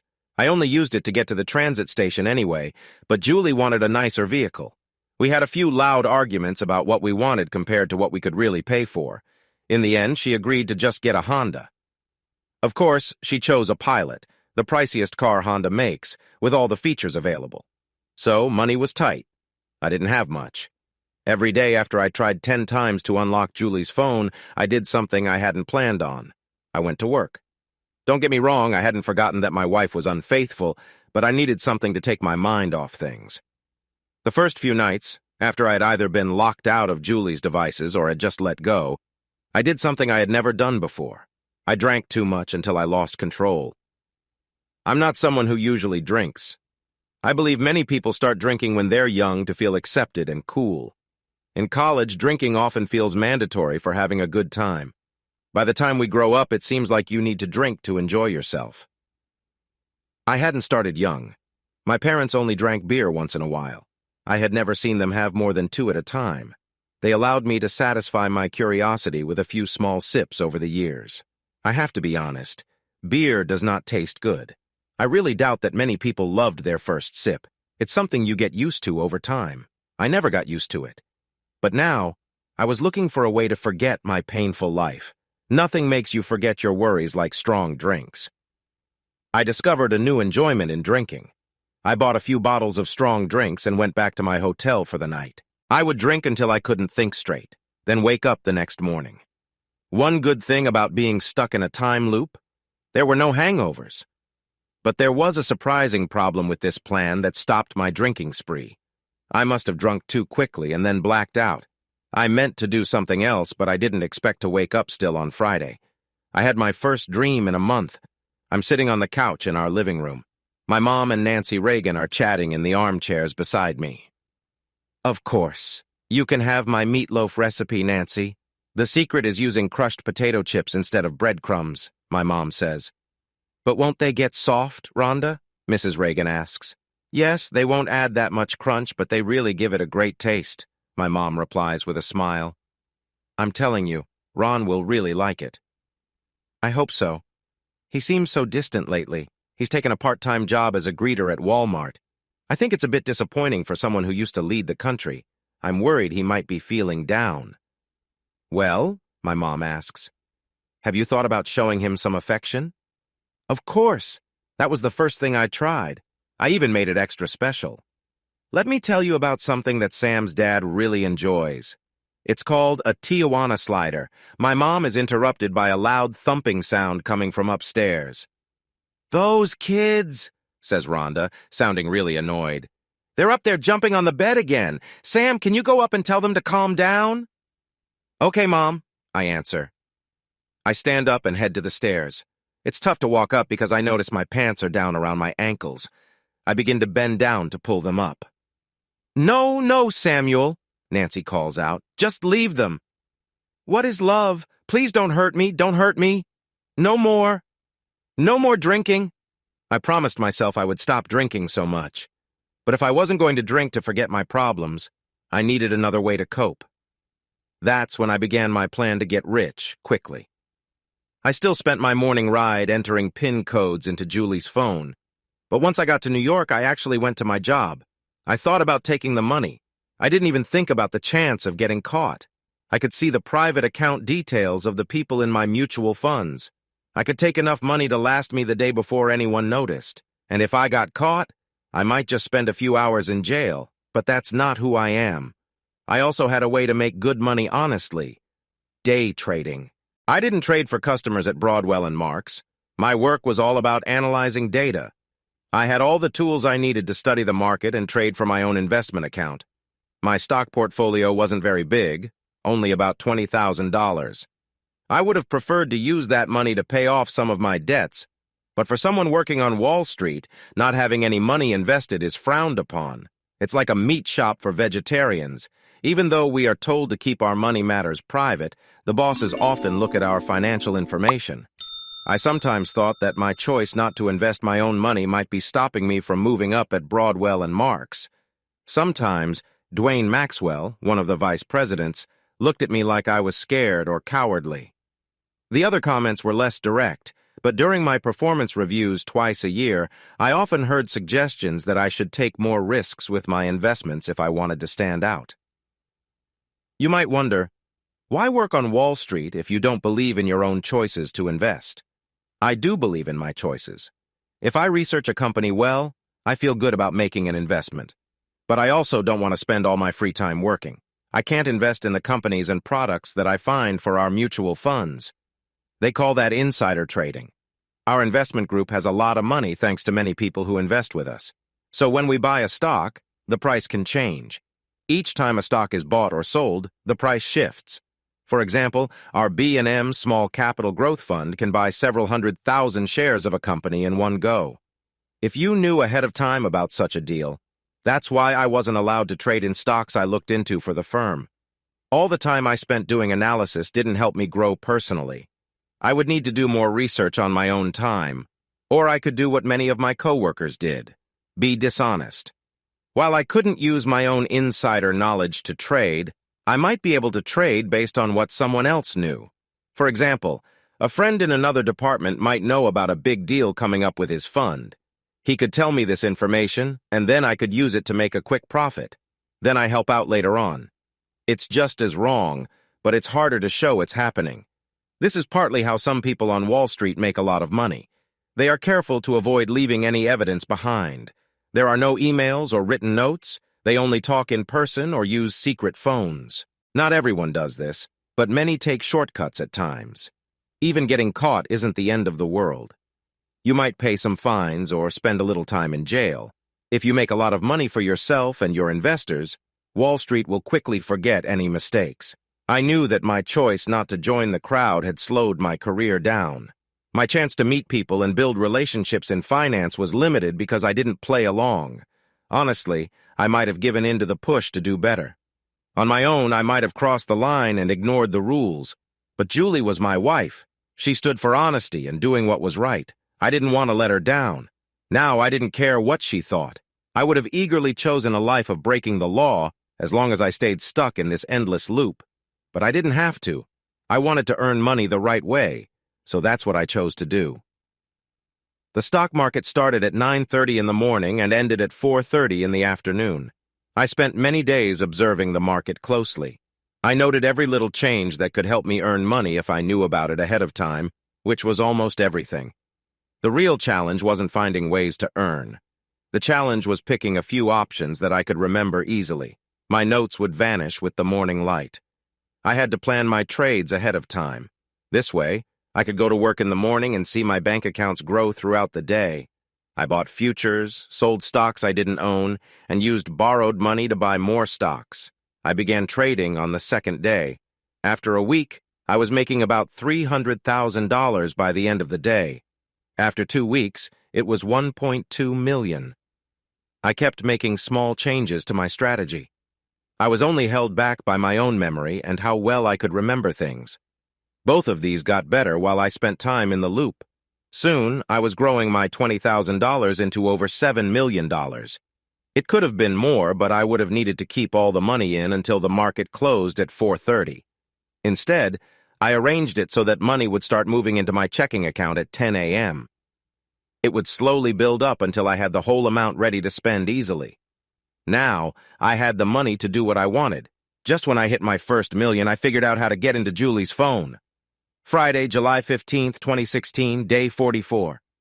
What is love? Please don't hurt me. Don't hurt me no more. I was on my daily trip, going through the steps of trying to get into Julie's phone. I was more focused on improving my stock trades than on the phone. Her passcode was our wedding date. It made me feel a little unsure. I chose to wait for a while. I went to work and placed my orders for the day. After that, I found a calm place in the New York Public Library to look at the phone without any distractions. As I thought, there were a lot of messages and emails waiting for me. I spent the rest of the day reading through their messages. The texts were from the last 8 months, starting when we both got new phones. The emails went back a year.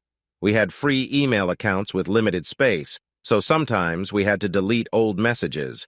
The bad news was that the secret relationship with Peters had been happening for several months. I had a feeling what I saw wasn't the first time, and the texts proved it. I saw that they had arranged their Friday meeting days ahead of time. Julie must have reached out to him to cancel on the days we talked about the time loop. This made sense for why she seemed so nervous when I mentioned bringing her lunch.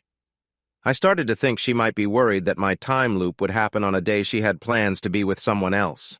She was probably hoping the loop would end before she got found out. Plus, I realized that Liz and Emma knew about Julie being unfaithful to me. Dick's behavior was just plain silly. The way he flirted and joked was something you'd expect from teenagers, not grown-up professionals. Their conversations were all about 2 things: what they planned to do together and, in Dr. Dick's case, how to keep his wife from knowing. Julie never said anything about me finding out about her secret life. But her texts showed worse things. At first, she only told her 2 best friends about her hidden life, but some of her comments showed that more people were aware of it. For example, Liz asked, "Did Susan, Julie's boss, say anything about you taking a 2-hour lunch yesterday? Julie replied, "No, she knows I always make up the time I miss." She laughs and says that being happy helps me work better, haha. Emma tells me, "Mom is planning a 5K cancer walk with her church friends. She wants you to ask Dr. Peters if he'll say a few words before it starts." Why doesn't she just ask him herself? I'll help her talk to him. Why do you think, silly? She's not in a close relationship with him, LOL. I felt really angry. Both her mom and her boss knew about it. If her boss knew, then a lot of people at the hospital probably knew too. I didn't find any messages that clearly stated anyone else knew, but there were small hints that she wasn't careful about what she was doing. Trenton was a large city, so she didn't have to stress about small-town rumors. Still, she didn't appear worried that our friends or family would say anything. To me, that meant they were aware and went along with it. But the most shocking thing from the messages and emails wasn't just her bold actions with Dr. Dick. No, the worst part was that the messages showed Peters was not important. Julie's relationship with Peters had only started a few months ago, but Julie had been unfaithful long before that. There was another doctor before Peters, a pediatrician, and before the pediatrician, she had an affair with a neighbor who lived just a couple of streets away from us. I didn't know anything about who came before the neighbor. The emails dated back a year, and she had been unfaithful to me the whole time. I looked at the phone in my hand for a moment. I threw the phone against the wall of my hotel room. I wanted to see it break into a beautiful mess of plastic and glass. Instead, it just bounced off. I walked over and picked it up. The screen now had a tiny crack. Great. I spent around 30 seconds trying to get the protective cover off. Then I threw it again with all my strength at the other wall. It made a dent in the wall, and the battery fell out, but it still looked mostly okay. "Why won't you just break?"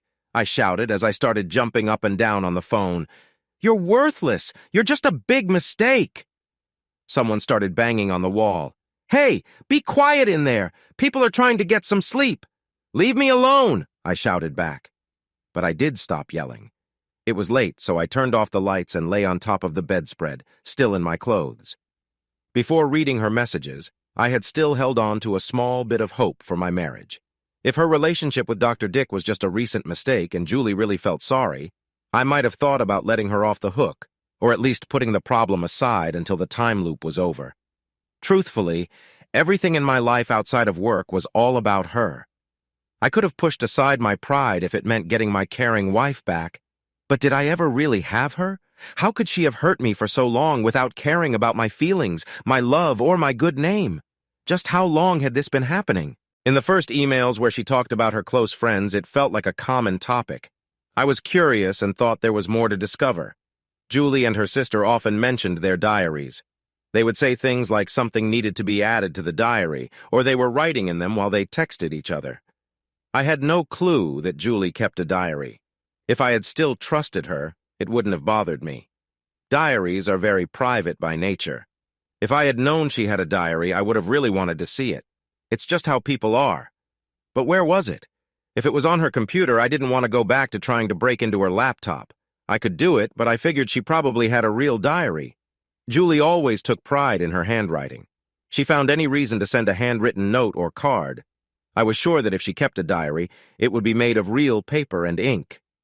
Tomorrow, I would go find it. For the first time since I was a young boy, I cried myself to sleep. Friday, July 15th, 2016. Day 45. What is love? Please don't hurt me. Don't hurt me. No more. In the morning, I used the time before Julie's alarm rang to look in some odd places around the house. Our big house was way too large for just 2 people. Julie said we would need all the space when we had kids. I believed we would be happier in a smaller house with less money to owe. You can imagine who got their way in that talk. I looked all around the kitchen, checking every cupboard and pantry.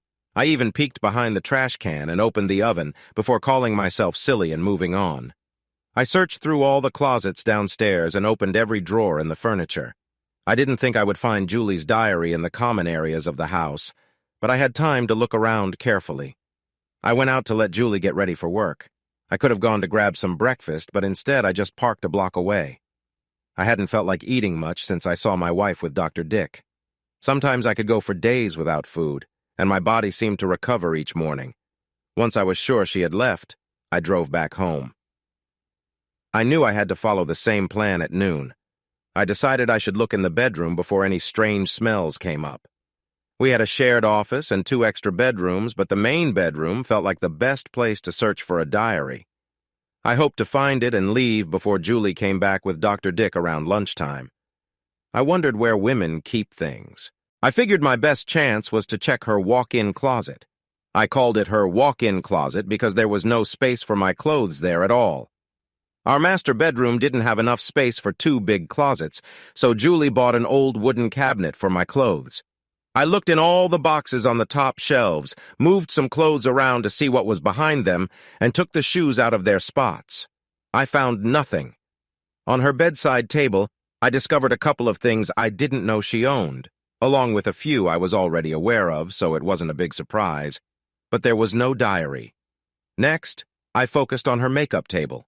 It was part of a matching set with my wardrobe. Sometimes I felt a bit bitter, thinking that if she hadn't discovered that set and liked the vanity so much, my clothes might be somewhere else. It was a huge piece of Victorian furniture. I looked through all the drawers and found nothing. Just as I was about to stand up and look in another place, an idea crossed my mind. Good antique furniture often has secret spaces. Julie had bought the furniture from a dealer. I came home one day and there it was. I wasn't thrilled about spending more money, but my suits were getting squished by Julie's growing collection of clothes. So I decided not to make her send everything back, but only if the big cabinet was mine. I believe Julie's plan was to fill both the closet and the cabinet eventually. Since Julie was the only one who talked to the buyer, I had no clue if this dresser had any secret spaces. Julie hadn't said a word about it. This fancy piece of furniture was very costly over 200 years ago. Back then, rich people loved to have hidden places in their furniture. Funny enough, this piece was cheaper than similar ones today because someone had fixed it up in the last 50 years. Isn't that wild? I went back to my search. This time, instead of just checking the drawers, I took them all the way out. I carefully examined every part of the wooden surface, using my fingers to touch and explore every little gap. I discovered 9 hidden spaces. Some were too tiny for anything except a coin or a folded note. Others were big enough to fit a book. It was clear that Julie was aware of these secret places. When I held 2 drawers next to each other, I noticed that one was thinner than the other. Pressing on the back left corner uncovered a hidden layer that held Julie's diploma from Rutgers. She must have a copy at work. I reached up into the empty center drawer and touched a lever. I played with it until it moved forward, and another hidden drawer dropped down. Inside were some of Julie's nicer pieces of jewelry, including a brooch that used to belong to her great-grandmother. Altogether, there were 7 hidden compartments full of Julie's things. I felt a little pleased, thinking she hadn't discovered the other 2. But there was still no diary. I searched the vanity again, looking closely. I found a small empty space inside, but no diary there either. I leaned back with a sigh. My gaze wandered to the big cabinet. A complete set. That's where it was. Under a hidden floorboard, I found Julie's diary and some important papers like her birth certificate and social security card. The diary looked very nice, made of leather with the year printed on the spine. I opened it and saw Julie's beautiful handwriting covering almost half of the pages. Just as I was about to begin reading, I hesitated. This diary would surely help me understand how Julie felt, but it only covered the last 6 months. Where were the diaries for 2015 and before? She had to keep them somewhere. The small space under my suits was not big enough for them. If they were all the same size, they would take up a big box. Hiding that many notebooks would be tough. We gathered a lot of things, like many married couples do, but we also had a big house that was too big for just us. We didn't have a basement or an attic filled with stuff where she could hide a box of diaries without anyone noticing. I was the one, the husband, who was always asked to go to the basement or attic to find things. If those items were there, I would have already seen them. I had a sudden thought. It had to be her parents' house. They kept Julie and Emma's old rooms just as they were, in case one of their daughters came to visit. My wife's old room would be a great spot for her to keep her old diaries. It was almost noon now. I looked around at the messy bedroom I had created. The drawers of the dresser were open, and their things were all over the floor. I thought about cleaning it up before Julie and Dr. Dick got here, but why should I bother? I left everything messy. I left Julie's diary on the bed, opened to today's date. I grabbed a marker and wrote the word rude on the empty page. That should surprise her. I drove to the Bradleys' house. Julie's dad, John, worked as a vice president for one of the electric companies in New Jersey. He would be at work. Her mother, Mary, would probably be at church. I'm not sure why. She was one of those older women who seemed to go to church every day, and she made sure everyone knew about it. What do you do at church on a Friday afternoon? Maybe just chat with the other ladies, I suppose. I had seen the messages she sent to my wife, and that woman who acted like she loved God hadn't told her daughter anything about being loyal in a marriage or how special it is. So neither of the Bradleys was home. If they had a spare key, I didn't know where it was. Looking through their yard in the daytime didn't seem like a good idea. I didn't remember them having an alarm in the times I had visited. There were cloudy glass panels next to the door. I grabbed a decorative ceramic frog from the yard and threw it through the glass near the door handle. After that, it was easy to reach in and unlock the door. The doorway was set back and partly hidden by bushes. Still, I thought someone might have seen me, so I had to hurry. I didn't want to waste the whole day in jail when I could be starting on the diaries. I headed straight for Julie's old bedroom. I ignored everything that was out in the open. I had been to Julie's room before, so I knew she wouldn't have left her things out in the open. At the end of her bed, there was a pink trunk covered by a nice blanket. I had a feeling what was inside. I lifted the blanket away. The trunk was locked with a tiny heart-shaped padlock, the kind that parents buy for young girls to keep their secrets safe. I wasn't sure if the key was in the room or if Julie took it with her. But at this point, being careful was not an option. I took a trophy from a shelf, girls' volleyball division runner-up, and began hitting the lock with the fake marble base. The old trunk was not very good quality. After 2 hits, the lock broke open and I could see what was inside. There were Julie's diaries. The first ones were not all the same. Julie likely bought the leather-bound set back in 2008 because that's when they all looked alike. She had thought ahead. There were many diaries that went up to the year 2028. I didn't care about Julie's childhood troubles. We met in March 2009, so I took the diaries starting from that year and quickly left before any police arrived. I won't explain every detail of the 7 years of Julie's thoughts and feelings. Instead, I'll share the main points I picked up after several days of reading. It took me some time to get through them. It was hard to read. When did Julie start being unfaithful to me? It would take less time to count the days she was loyal. She was true to me for 2 months while we were dating and for 6 months after we got married, and that's all. That's really all. For 7 years, Julie had been unfaithful to me almost all the time. This helped me understand why I never saw any change in her behavior or how she treated me. I might not have seen anything if she hadn't stopped playing games. At first, she felt terrible about being unfaithful to me. Her diary was full of regret and self-blame for the first 2 years. But as time went on, she wrote less and less about her doubts, especially when it became clear she wasn't going to be found out. After 3 years, she stopped worrying about being caught. After 5 years, she stopped mentioning any feelings of guilt. Over the past few years, she talked about her relationships in a casual way, like it was nothing serious, just like going to the spa. I really didn't know my wife at all. The diary also showed that nearly all of our friends and family were aware that Julie was being unfaithful. Julie wrote about many of her daily talks, especially the ones about her marriage or other connections. Sometimes she just mentioned that she thought someone figured it out. The only people she didn't talk about were my parents. That's the hardest part. The hardest part was that the diary said why she was unfaithful. She said I wasn't good enough. I couldn't make her happy. I can't just ignore that. It shows a side of me that feels unfair. First, I had a problem with the computer, not with me. Wait, that sounds wrong. So, let me be clear. I'm not lacking anything or unable to perform. I'm not dealing with a small problem here. I have everything I need to make things work. But when I met Julie, I didn't have much experience. It actually took me a long time to feel comfortable in an intimate setting. In college, I didn't have the usual view on relationships. I may not fit in with some of the other things about me, but I believe in love. I have always respected the women around me. I don't look at them in a way that feels wrong. I don't talk in a flirty way. Unless I'm in a relationship with someone. More importantly, I never tried hard to get close to girls. The quickest I ever got to know a woman well was after 6 dates. And that was with my future wife. College is all about casual dating, but I didn't join in. Any girl who wanted to get serious with me too fast was someone I wasn't interested in. By what my friends thought, I was quite conservative. The girls I went out with were pretty much the same, also quite reserved.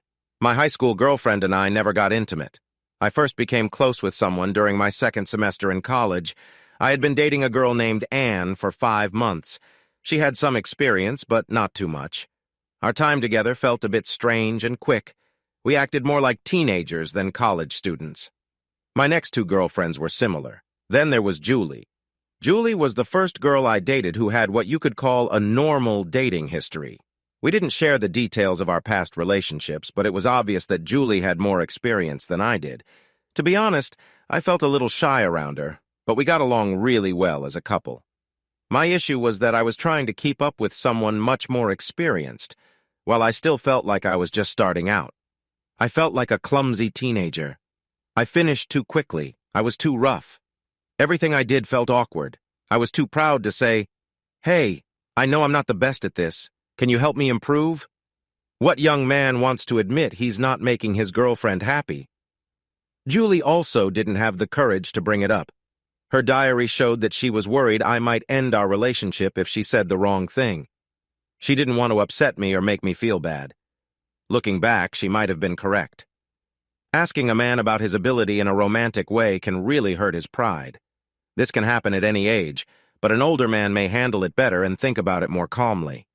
At 21, I might have been too embarrassed and ended things with her. I really can't say for sure. Perhaps Julie could offer some kind advice. I wasn't bad at being a loving partner, I just needed more practice. The issue was that we both acted like everything was fine. Julie worried that if she said anything about our intimacy, it would bring up the big issue we were both avoiding. So she stayed quiet and left it up to me to figure things out. Since most of my worries came from the physical side of being intimate, I focused on connecting with her in a softer way. I worked on being affectionate and creating a warm, loving atmosphere. I'm a clever guy. The touching didn't go on for long. I noticed Julie's signals, and after a while I could make her very happy with my hands and mouth. That was all I really knew how to do for some time. On our first wedding anniversary, we spent a long time in bed. Julie was sleeping beside me, looking very pleased. I was lying awake, feeling uneasy.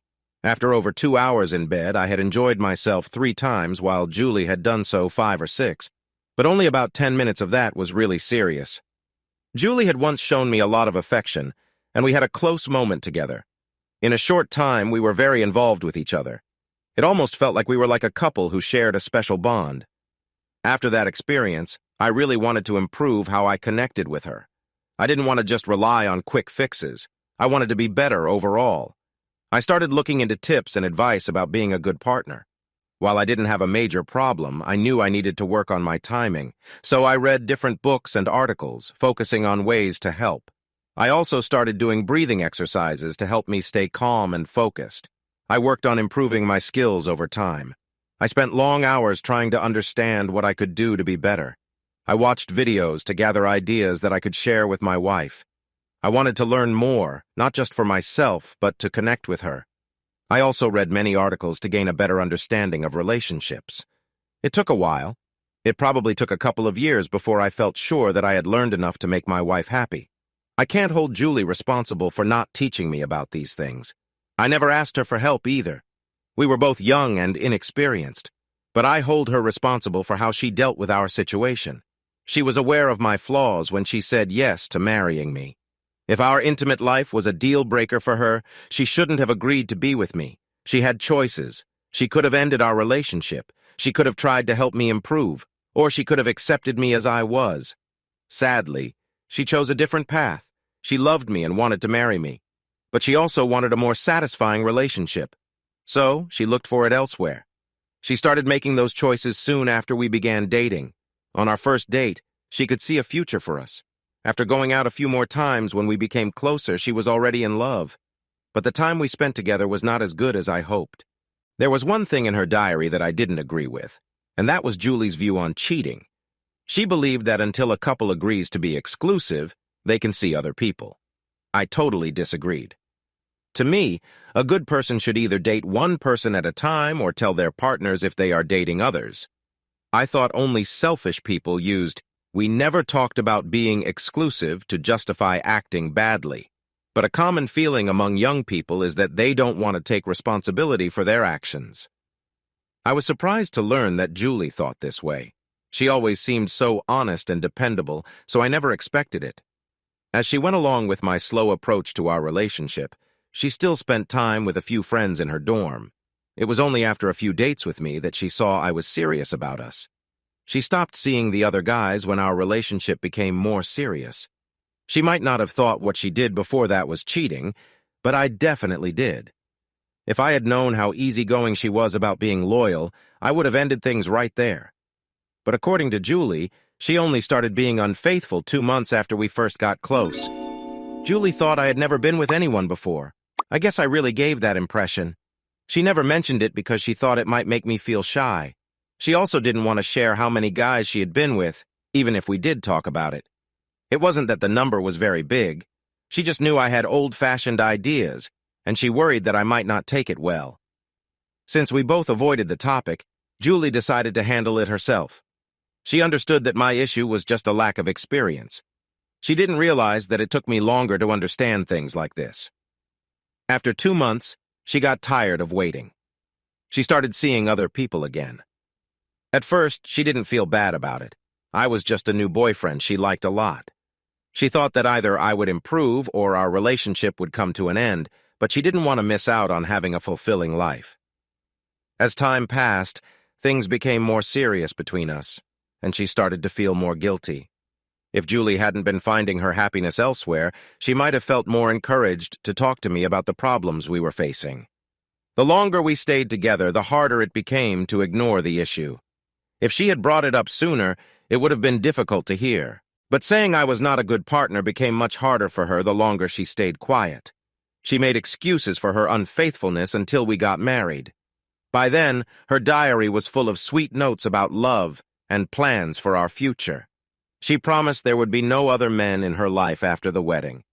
We got married right after we finished college and started our life together. I was getting better, but Julie was still upset. She held out for 6 months before a male nurse, whom she had dated in college, drew her in.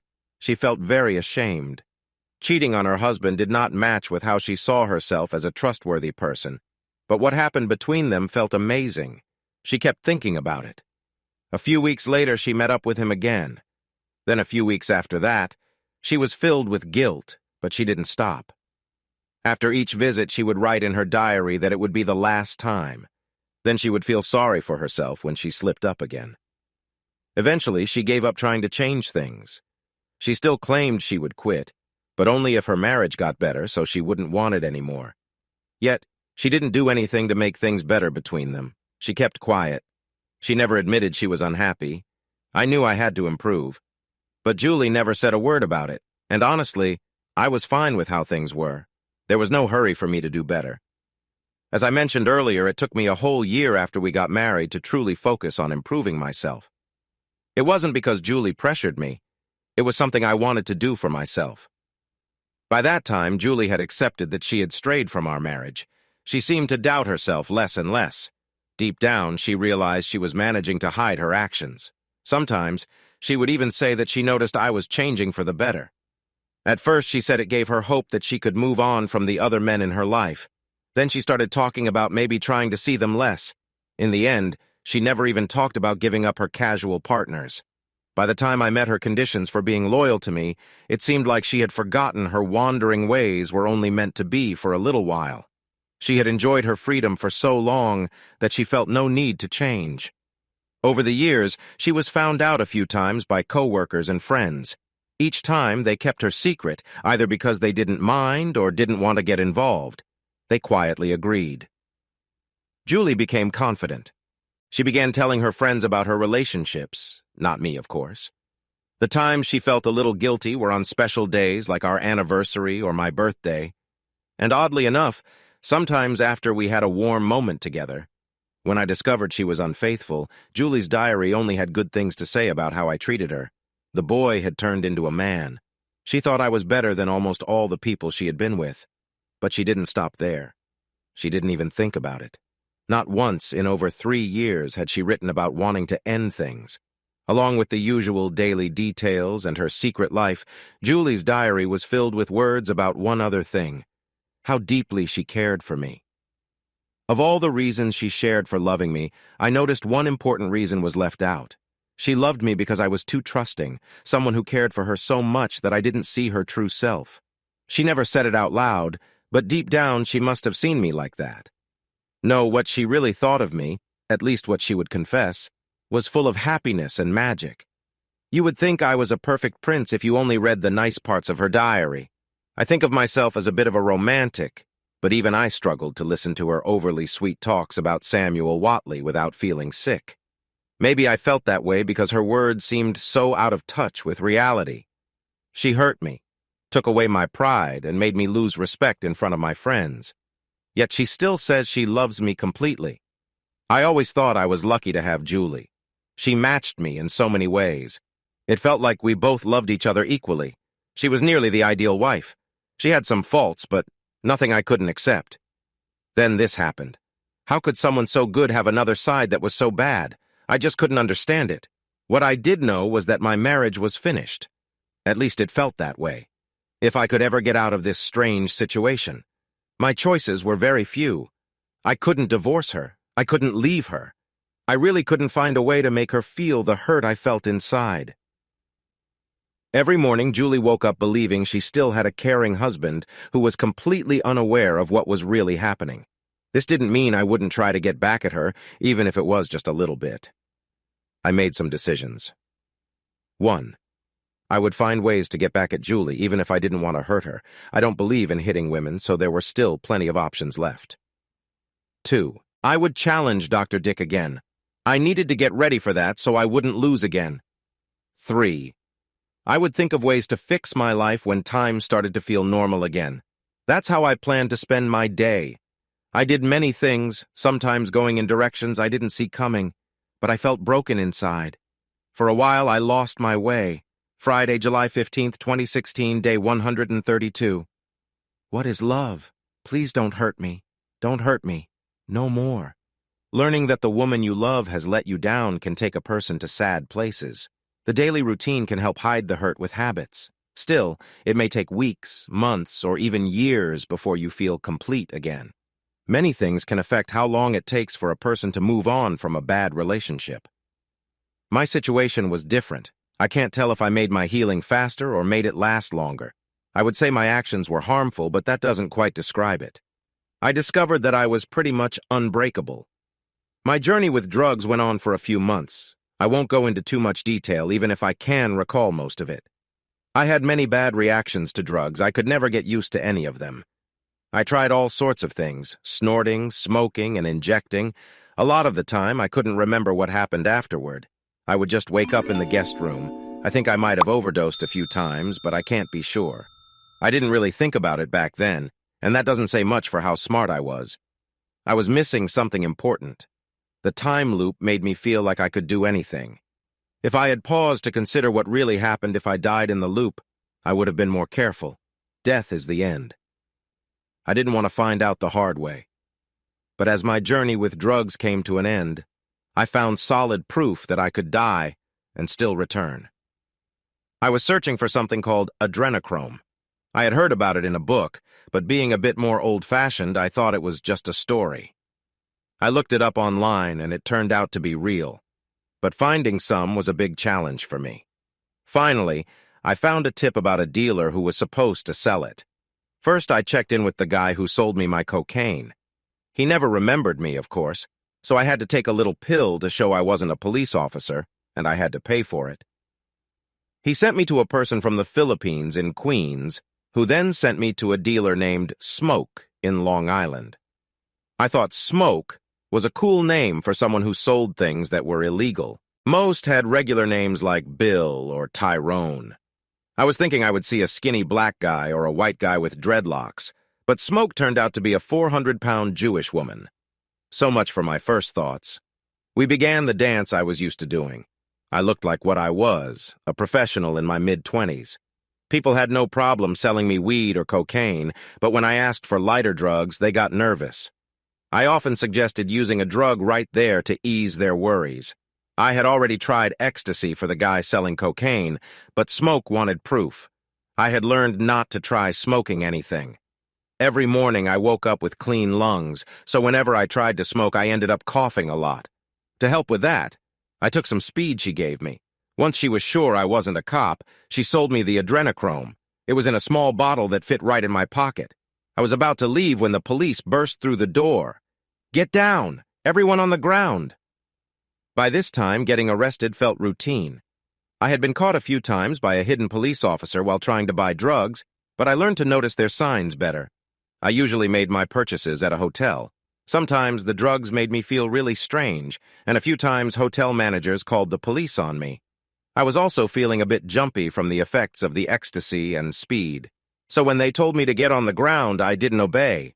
Instead, I reached into my pocket to grab the adrenochrome. In my confused mind, I was just trying to give it to the police. But they didn't know what I was going for. Bang! What was that? I felt odd. I looked down and saw a hole in my shirt. At first, there was no blood. I touched it gently with my finger. I must have looked really confused.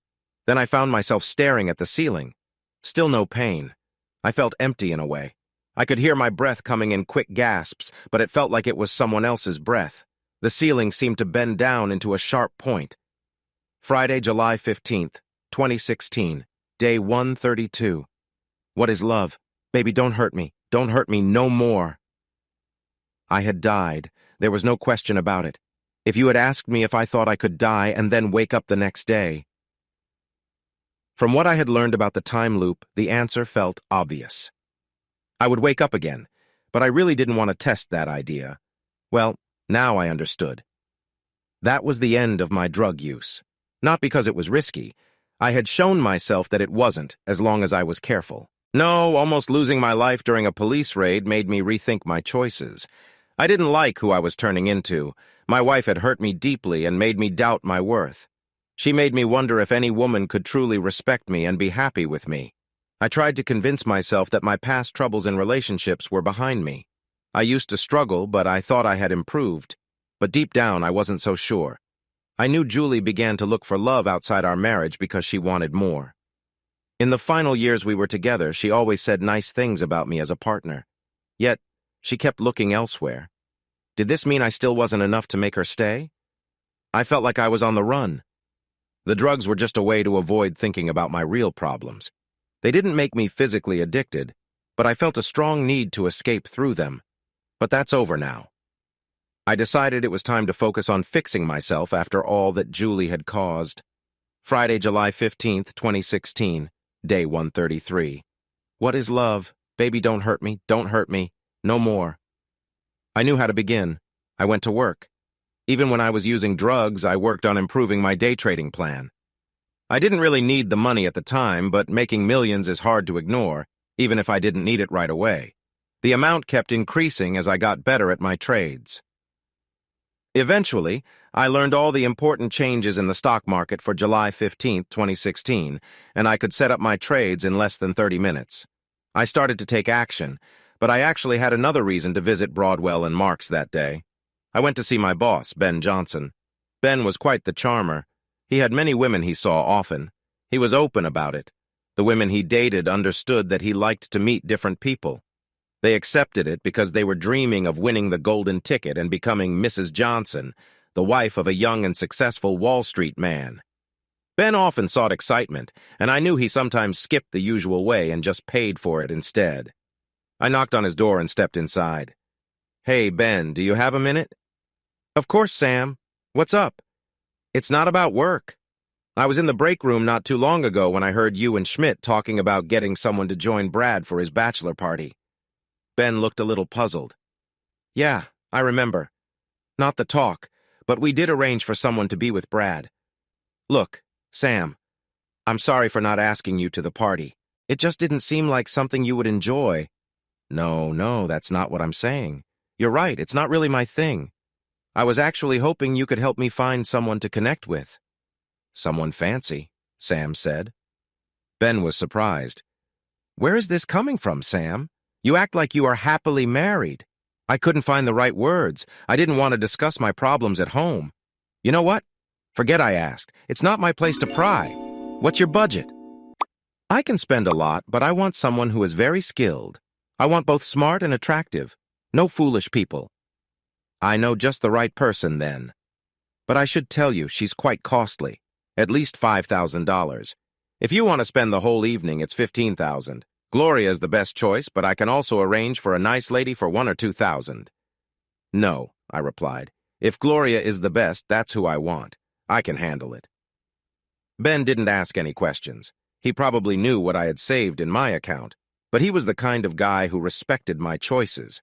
I went to him because I knew he wouldn't ask too many questions. He would just help me out. I could have gone to any of the many bosses at Broadwell and Marks. Some folks on Wall Street even kept a list of escorts and dancers right on their desks. They did this not just for themselves, but to impress important clients. Gloria only takes clients who are referred to her, so I can't give you her number. I'll call her and give her your cell number. She'll arrange the meeting. Thanks, Ben. I really appreciate it. No problem, Sam. I know you're a good person. I wouldn't match just anyone with Gloria. She might stop talking to me. He might have been making things sound better than they were, but I didn't think so. I was known for being honest. This didn't line up with visiting someone like that, but I wasn't the kind of person to mistreat anyone. There wasn't much more to discuss, so I thanked him again and left. Now, I had a new problem. I actually needed to get some work done. I didn't want to upset Ben by leaving early and possibly messing up the connection he was trying to make for me. But it was okay. It wasn't a big deal. In fact, it had been such a long time since I really worked a full day at Broadwell and Marks that I'd forgotten a lot of the work I had done back then. Around 3 o'clock that afternoon, my phone rang. It was a number I didn't recognize. Hello? This is Sam Watley. Hi, Sam. A friend gave me your number. The voice on the other end was very smooth. You must be Gloria. I'm glad to talk to you. Mr. Johnson mentioned you might be looking for someone to accompany you. Do you have an event soon? She was careful. She wasn't ready to share too much over the phone. Besides, she usually worked with important people who liked to impress others. Something like that. I'm actually in a hurry. If you're free, I'd like to meet and talk about the details. You got lucky. I had a last-minute opening. I can meet you at La Chiffre in the Weston Times Square. Is 8 o'clock good for you?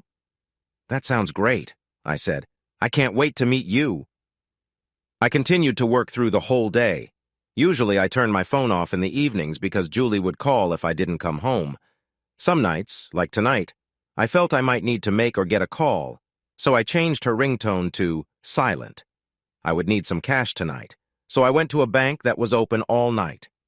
I knew how the stock market was changing that day, so it was easy to turn my small amount of money into a little fortune. The tough part was actually getting my hands on that money. Banks are cautious about handling money quickly. If I had lived in a smaller town with weaker banks, I wouldn't have been able to access most of my money. Luckily, I had a job at a brokerage that managed billions of dollars, and I used a bank that was one of our close business partners. Broadwell and Marks transferred a lot of money through this bank, so any account linked to them received special care. Even when my account reached several million, I was still just a small player. I could withdraw hundreds of thousands in cash without raising any concerns. If I needed more, I had a bank credit card linked to my account. Tonight, I took out $50,000. I arrived at the Westin early and rented their best suite. I didn't have time to buy a new suit, so I asked the concierge to get me a new shirt and tie, and they charged it to my room. They were there when I stepped out of the shower. I felt nervous and didn't want to get sweaty in my suit, so I relaxed in a hotel robe until it was nearly time to meet Gloria. I walked into the restaurant 15 minutes early and took a seat at the bar. Gloria hadn't mentioned if we would be having dinner, so I told the host my name just to be safe. Right before 8, I got a text from Gloria. Gloria, I'm almost there. I'm wearing a green dress with a silver design. Just as I looked up from my phone, I saw her. Wow! Julie was a lovely woman, but Gloria was on a different level altogether. The two guys sitting next to me at the bar stopped talking right away. Honestly, Julie was more my type.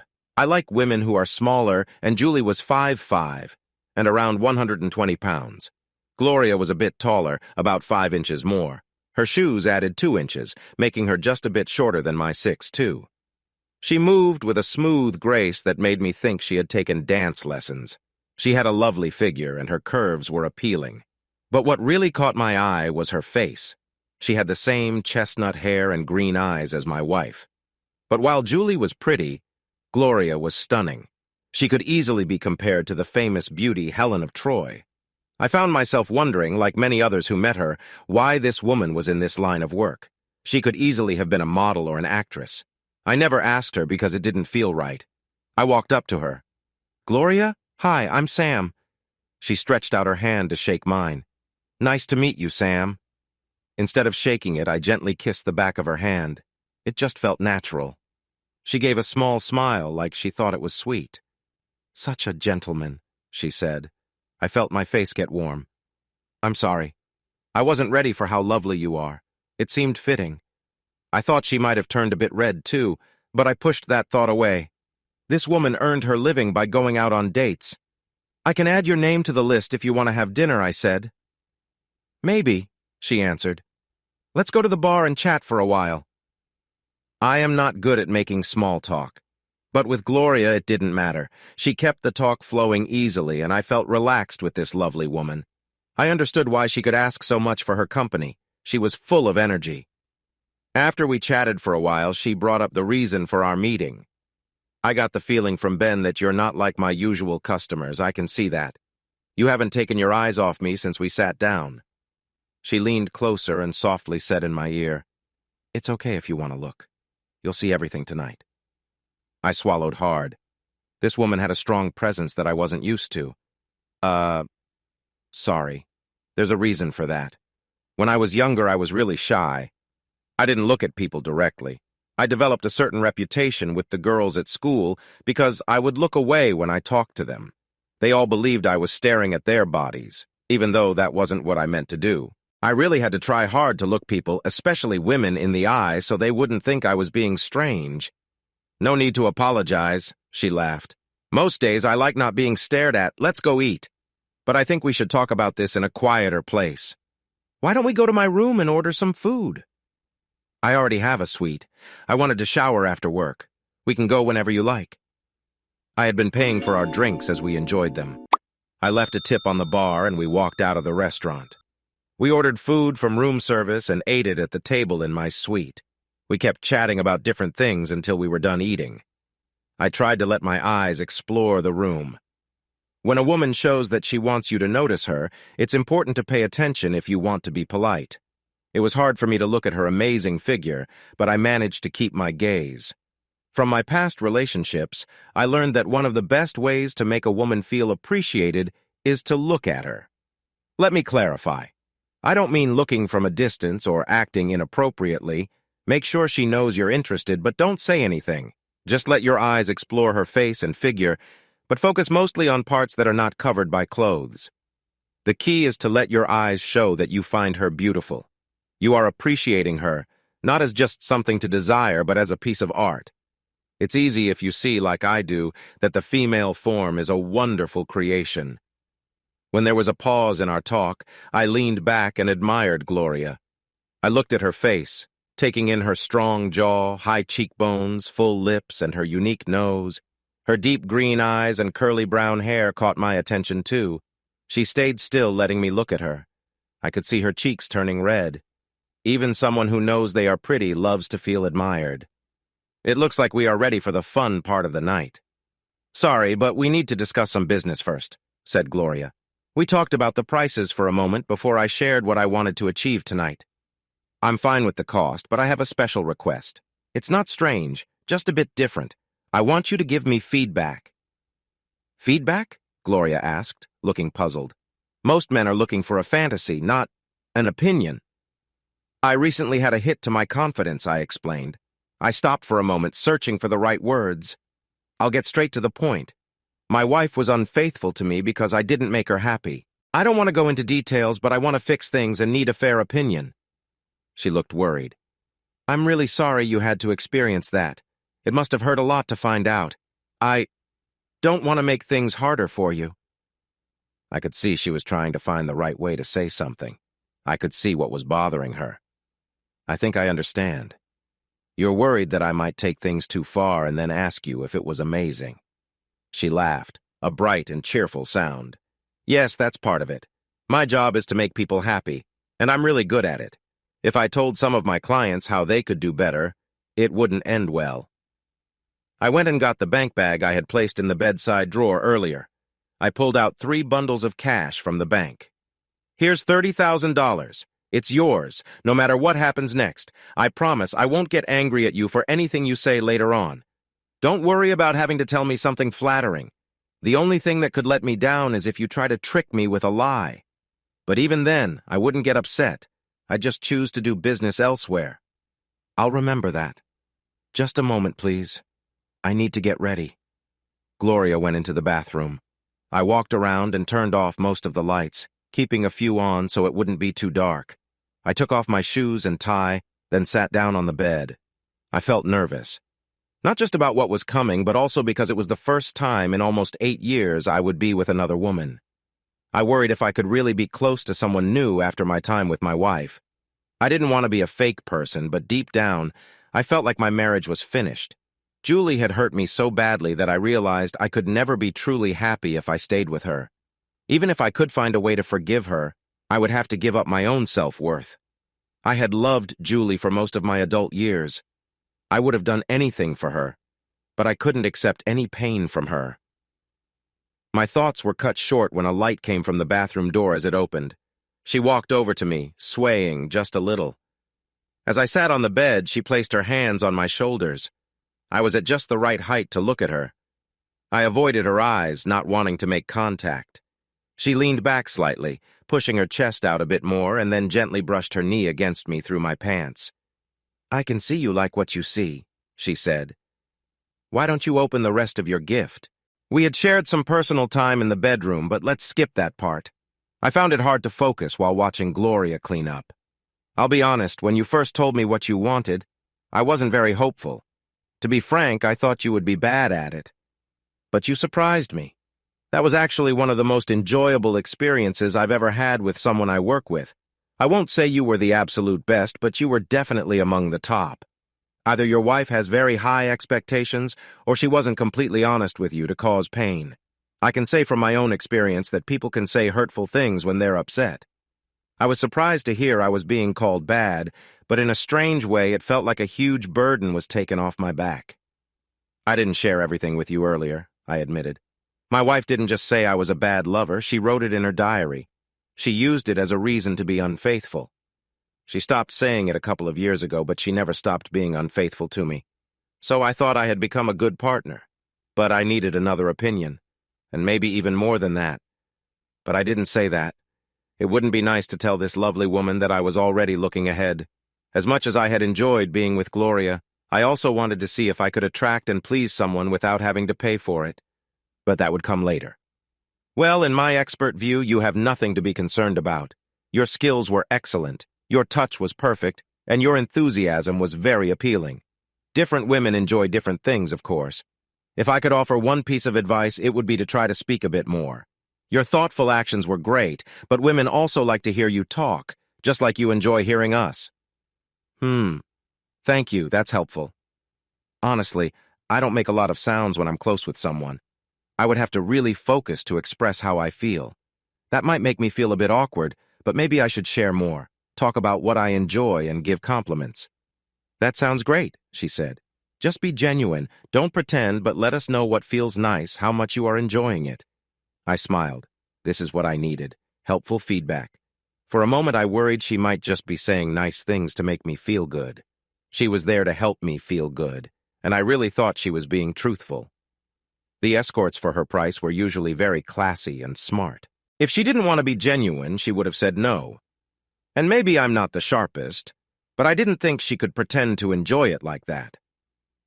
After we finished, we dried off and moved to the sitting area of my room. We continued talking. Gloria shared some helpful advice with me, reminding me that I didn't need to worry about how good I was. I appreciated her words, even if I was a bit skeptical. Nonetheless, it felt nice to hear. After some time, we settled back into bed for a gentler moment together. She had plans to leave in the morning, and I knew I would be gone before then. Friday, July 15th, 2016, day 133. What is love? Baby, don't hurt me. Don't hurt me. No more. Being with Gloria made me feel like my marriage to Julie was definitely over. I couldn't get a divorce while I was stuck in this time loop, but being with another woman seemed to end things for me. So, I started to focus on my life. Living the same day again and again felt like a kind of waiting place. I even thought a lot about what this situation meant in a larger way. I didn't really think I was in heaven or hell, but my life sure felt like one of them, if I let it. So what does a guy do with forever? I watched a lot of TV shows. I tried food at every restaurant I was curious about, plus many that I had never even noticed before. I went to all the movies, plays, and musicals in the New York area. I visited every museum, famous spot, and tourist site I could find. I used my new money to get into places I could never have gone to before. I spent money like it was nothing. I gave a lot to people on the streets. I tipped waiters and waitresses very well.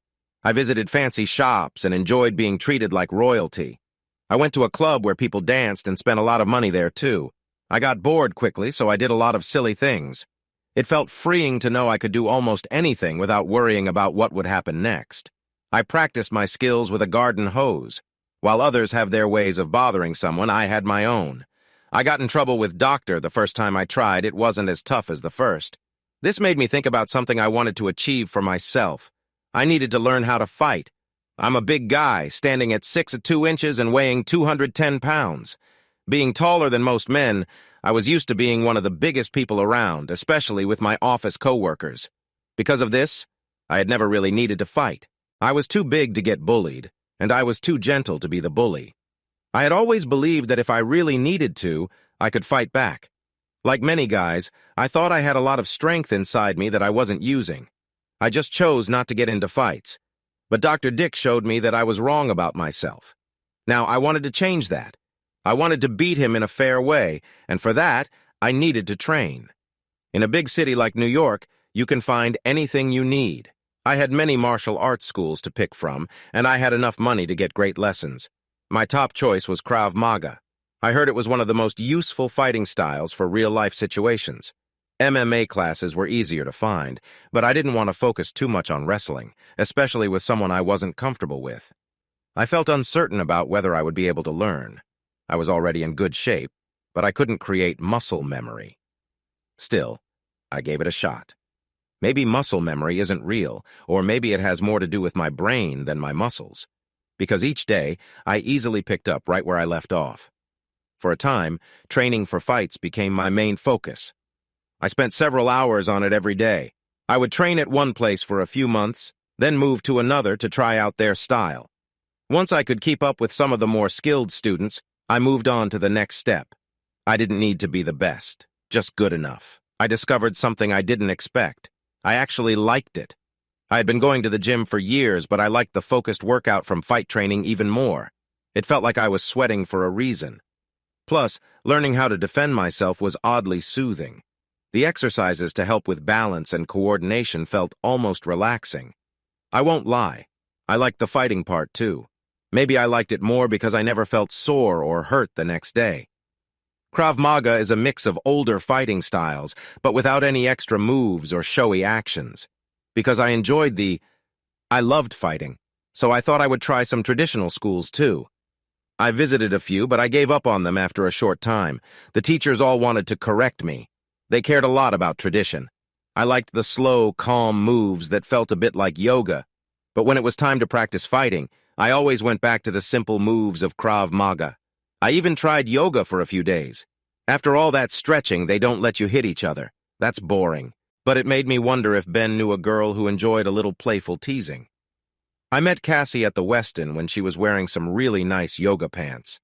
Just when I was ready to stop looking for other fighting styles, I found a small Hapkido school above a Korean restaurant in the Bronx. When I first met Sung, the owner, I felt a strong connection right away. It was unusual. If he had been a woman, I might have said I felt a deep connection with her. But that's not the case. I'm completely straight. It really was odd. Sung didn't talk much. I never really got close to him. He was too quiet to become friends quickly. As I spent more time with him, I managed to skip some of the usual small talk and find out a bit about his life. Even though I felt a strong pull towards him, I had to accept that we couldn't truly be friends until the time loop was over. About that strange feeling I had. I figured it was because we both loved martial arts so much. Kenji had some kind of military background. He taught traditional moves and patterns, but he made them useful for real-life situations, adding other styles when they worked better. In a sad twist of the time loop's effects, I began to see Kenji as my best friend. But to him, I was just a new person he met every day. His dojo felt like my second home, a place I could go when I didn't have the energy to think of something new. I kept practicing martial arts. After some time, it changed from being just a way to achieve something to becoming enjoyable on its own. But I still wanted to teach Dr. Dick a lesson. Friday, July 15th, 2016, day 297. What is love? Baby, don't hurt me. Don't hurt me, no more.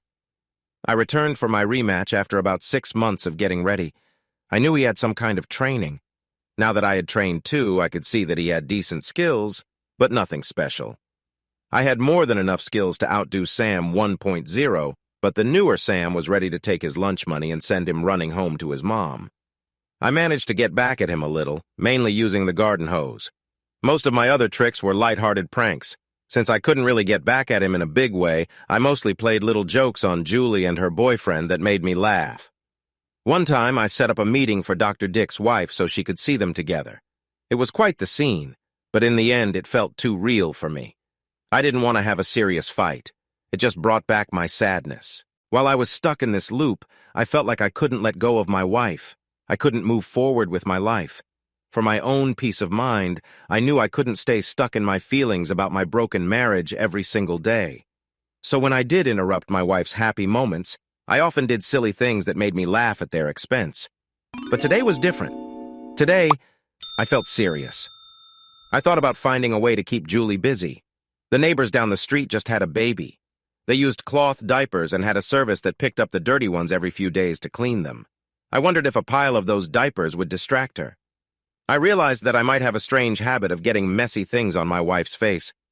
Maybe I have some things to sort out. In the end, I decided not to do anything. I thought that if I seemed to be doing well against Peters, she wouldn't step in. If she grabbed him again, I wouldn't hit him from the side.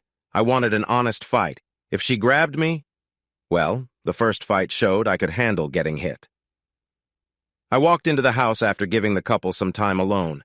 I had taken this path many times before. There was Dr. Dick with my wife. I cleared my throat loudly. Harumph. They stopped moving for a moment. Then Julie began to hurry out from under Peter. She slid up the bed and tried to cover herself with the blankets. She looked at me with wide eyes, making soft, whimpering noises. Tears were already running down her face. I knew from experience that we could just stand here looking at each other for a long time if I didn't speak up. Julie didn't say things like, "It's not what it looks like," or "It doesn't mean anything." Instead, she kept repeating, "I'm sorry," in a worried tone. But I didn't come here to hear her say sorry. Dr. Dick stood at the foot of the bed between my wife and me. He stayed very quiet, probably trying not to make things worse. That was just what I wanted. I hadn't gone after him, so he wasn't trying to protect himself. I wanted to face off. I wanted him to feel angry. As I walked to the bedroom, I felt a lump form in my throat. I took a breath and spat it out in his direction. He looked shocked for a moment, then he yelled and charged at me. Peter swung a hard punch at my head. In the past, I would have tried to block or dodge it. This time, I moved my feet to get away from it. I stepped back, then stepped forward again. When I stepped back, Peter's punch missed me completely. Then as I stepped forward, I hit him in the stomach. Dr. Dick staggered back, leaning forward a bit. Now that I understood how to use my weight in my hits, my strikes were much stronger than before. I wanted to keep pushing. I stepped forward and hit him in the face. It wasn't a punch. Since Dr. Dick was easy to knock down, I gave him a hard slap instead. He looked more offended than hurt. He rushed at me with a series of quick punches. Now he was focused, making sure not to stretch himself too far like he did with his first swing. I was a better fighter than he was now, and my arms were much longer. I easily dodged most of Peter's hits. Dr. Dick was struggling more. I held back because I knew if I hit him too hard in the head, the fight would be over too soon. But I really focused on his body. I probably broke at least half of his ribs, and his whole side was turning black and blue. Peters was in a lot of pain. I think he would have wanted to stop if I had shown any signs of giving in. He clearly had some training in mixed martial arts. He kept trying to get close to me and grab hold, hoping to lessen my size advantage. Since I was focused on hitting his body, his hands were down to guard his stomach. I don't think he even thought about why I wasn't hitting him in the face. But every time he moved in closer, I made a quick choice and threw a jab at his face. I stayed clear of his chin and didn't put all my strength behind my punches, but every hit still pushed him back and made him dizzy. This guy was quick to react. I was more scared he would faint than that he would actually hurt me. Looking back, I might have practiced too much for this match. I was preparing for a big fight, but ended up having something like a friendly spar. I thought this fight would help me feel better, but Peters was a much tougher opponent than I remembered. I was thinking about ending it soon. I let Dr. Dick step back, giving him some space without going after him. I noticed him shuffling his feet. From our first fight, I knew he liked to kick. He hadn't had the chance yet, but now he seemed ready to give it a go. Even though Carl Douglas sang that song, not everyone knows Kung Fu fighting. Many things can go wrong when you're in a vulnerable position. You need to be a really skilled fighter to escape from a kick if your opponent knows their stuff. Dr. Dick prepared himself and threw a hard kick at my chest. I quickly moved to the side to avoid it. Hapkido teaches several combinations of 2 kicks. I kicked my left leg straight into his unprotected area and then quickly brought it up to strike his head. He'd realize how much that hurt when he woke up. Julie was still sitting on the bed, her eyes darting between me and the fallen Dr. Dick. She might have been surprised about how her husband suddenly fought like a martial artist.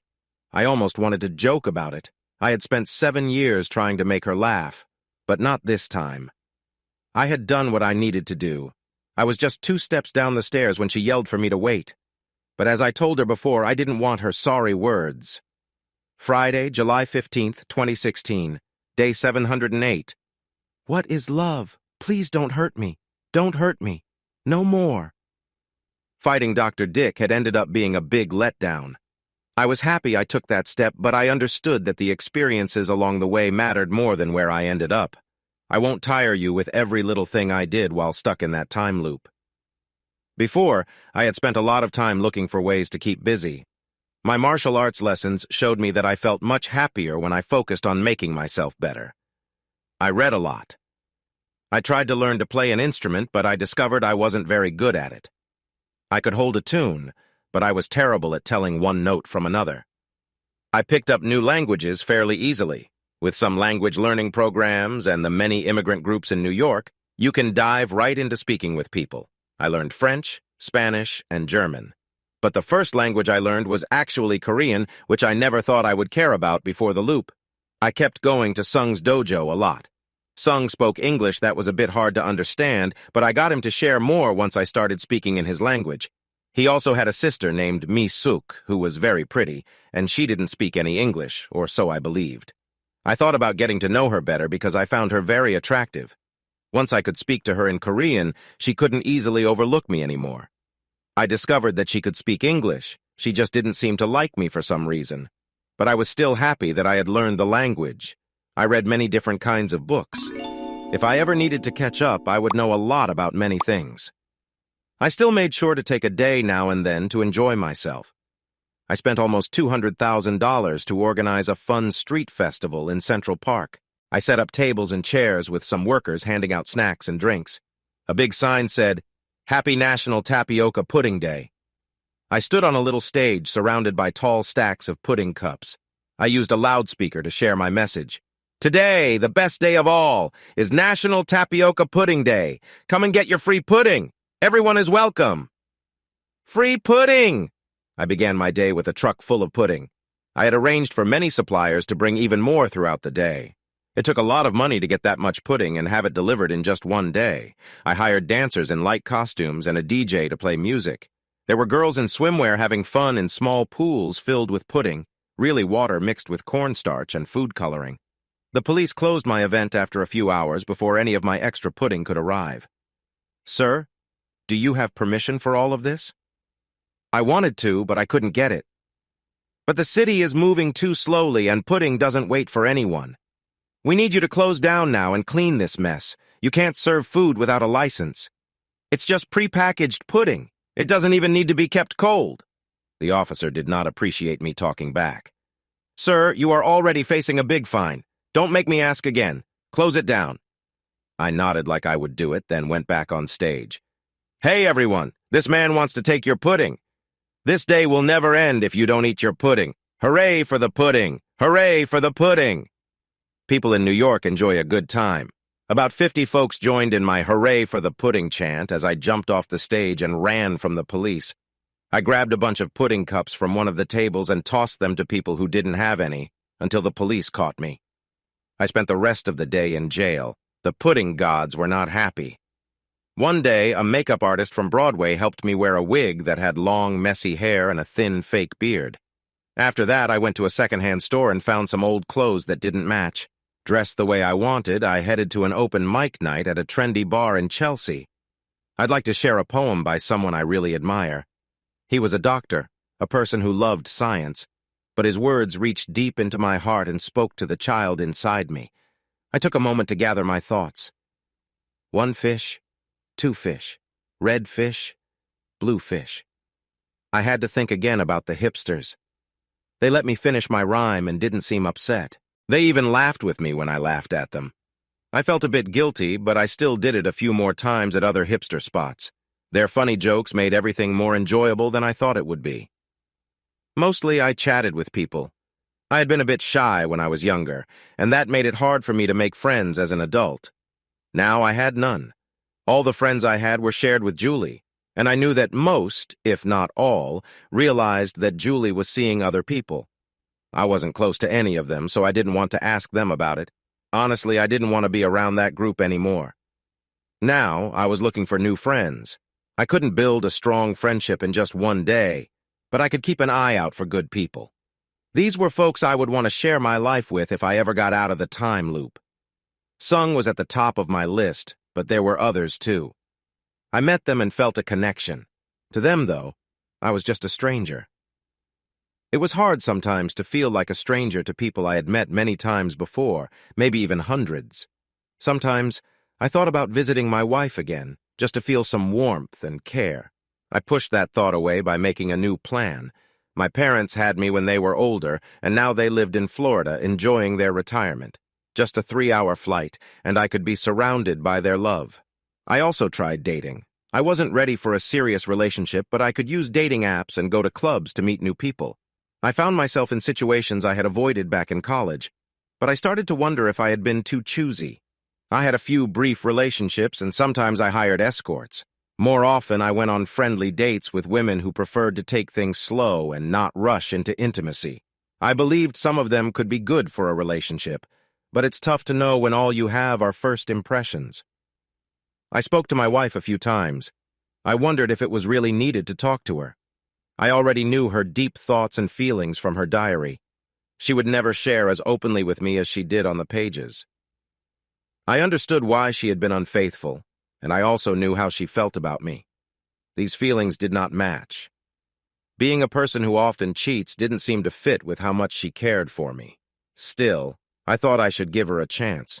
Maybe getting caught would help her see things differently.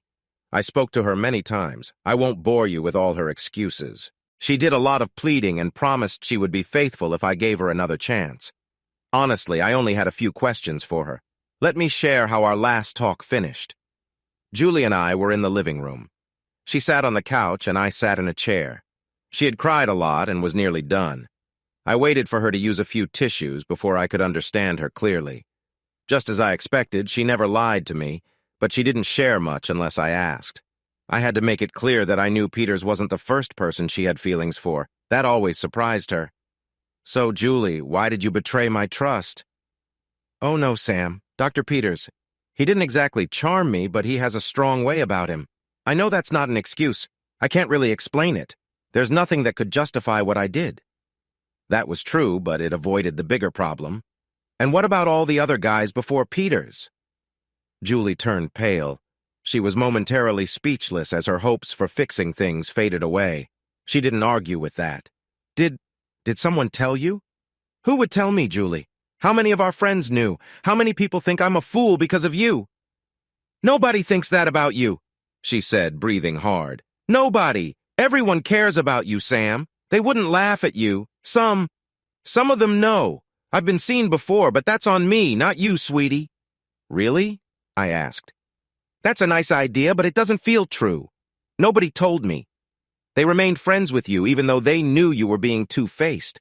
How could they respect me? I don't belong here. You all share a secret, and I'm the only one left out. They care about me? That's nonsense.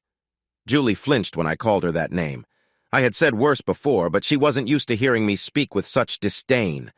Again, there was a long pause. These talks were mostly me talking and the rest just thinking. Sam, I understand what you're saying. I never thought about it that way. I just know that our friends have never said anything bad about you. I'm really sorry if I've made things difficult between you and them, but if none of them talked to you, how did you find out there were others? First, how I found out doesn't matter. Second, you are avoiding the question. Why? Julie took a deep breath. I'm not trying to avoid the question. I just don't know what to say. I've been thinking a lot about it.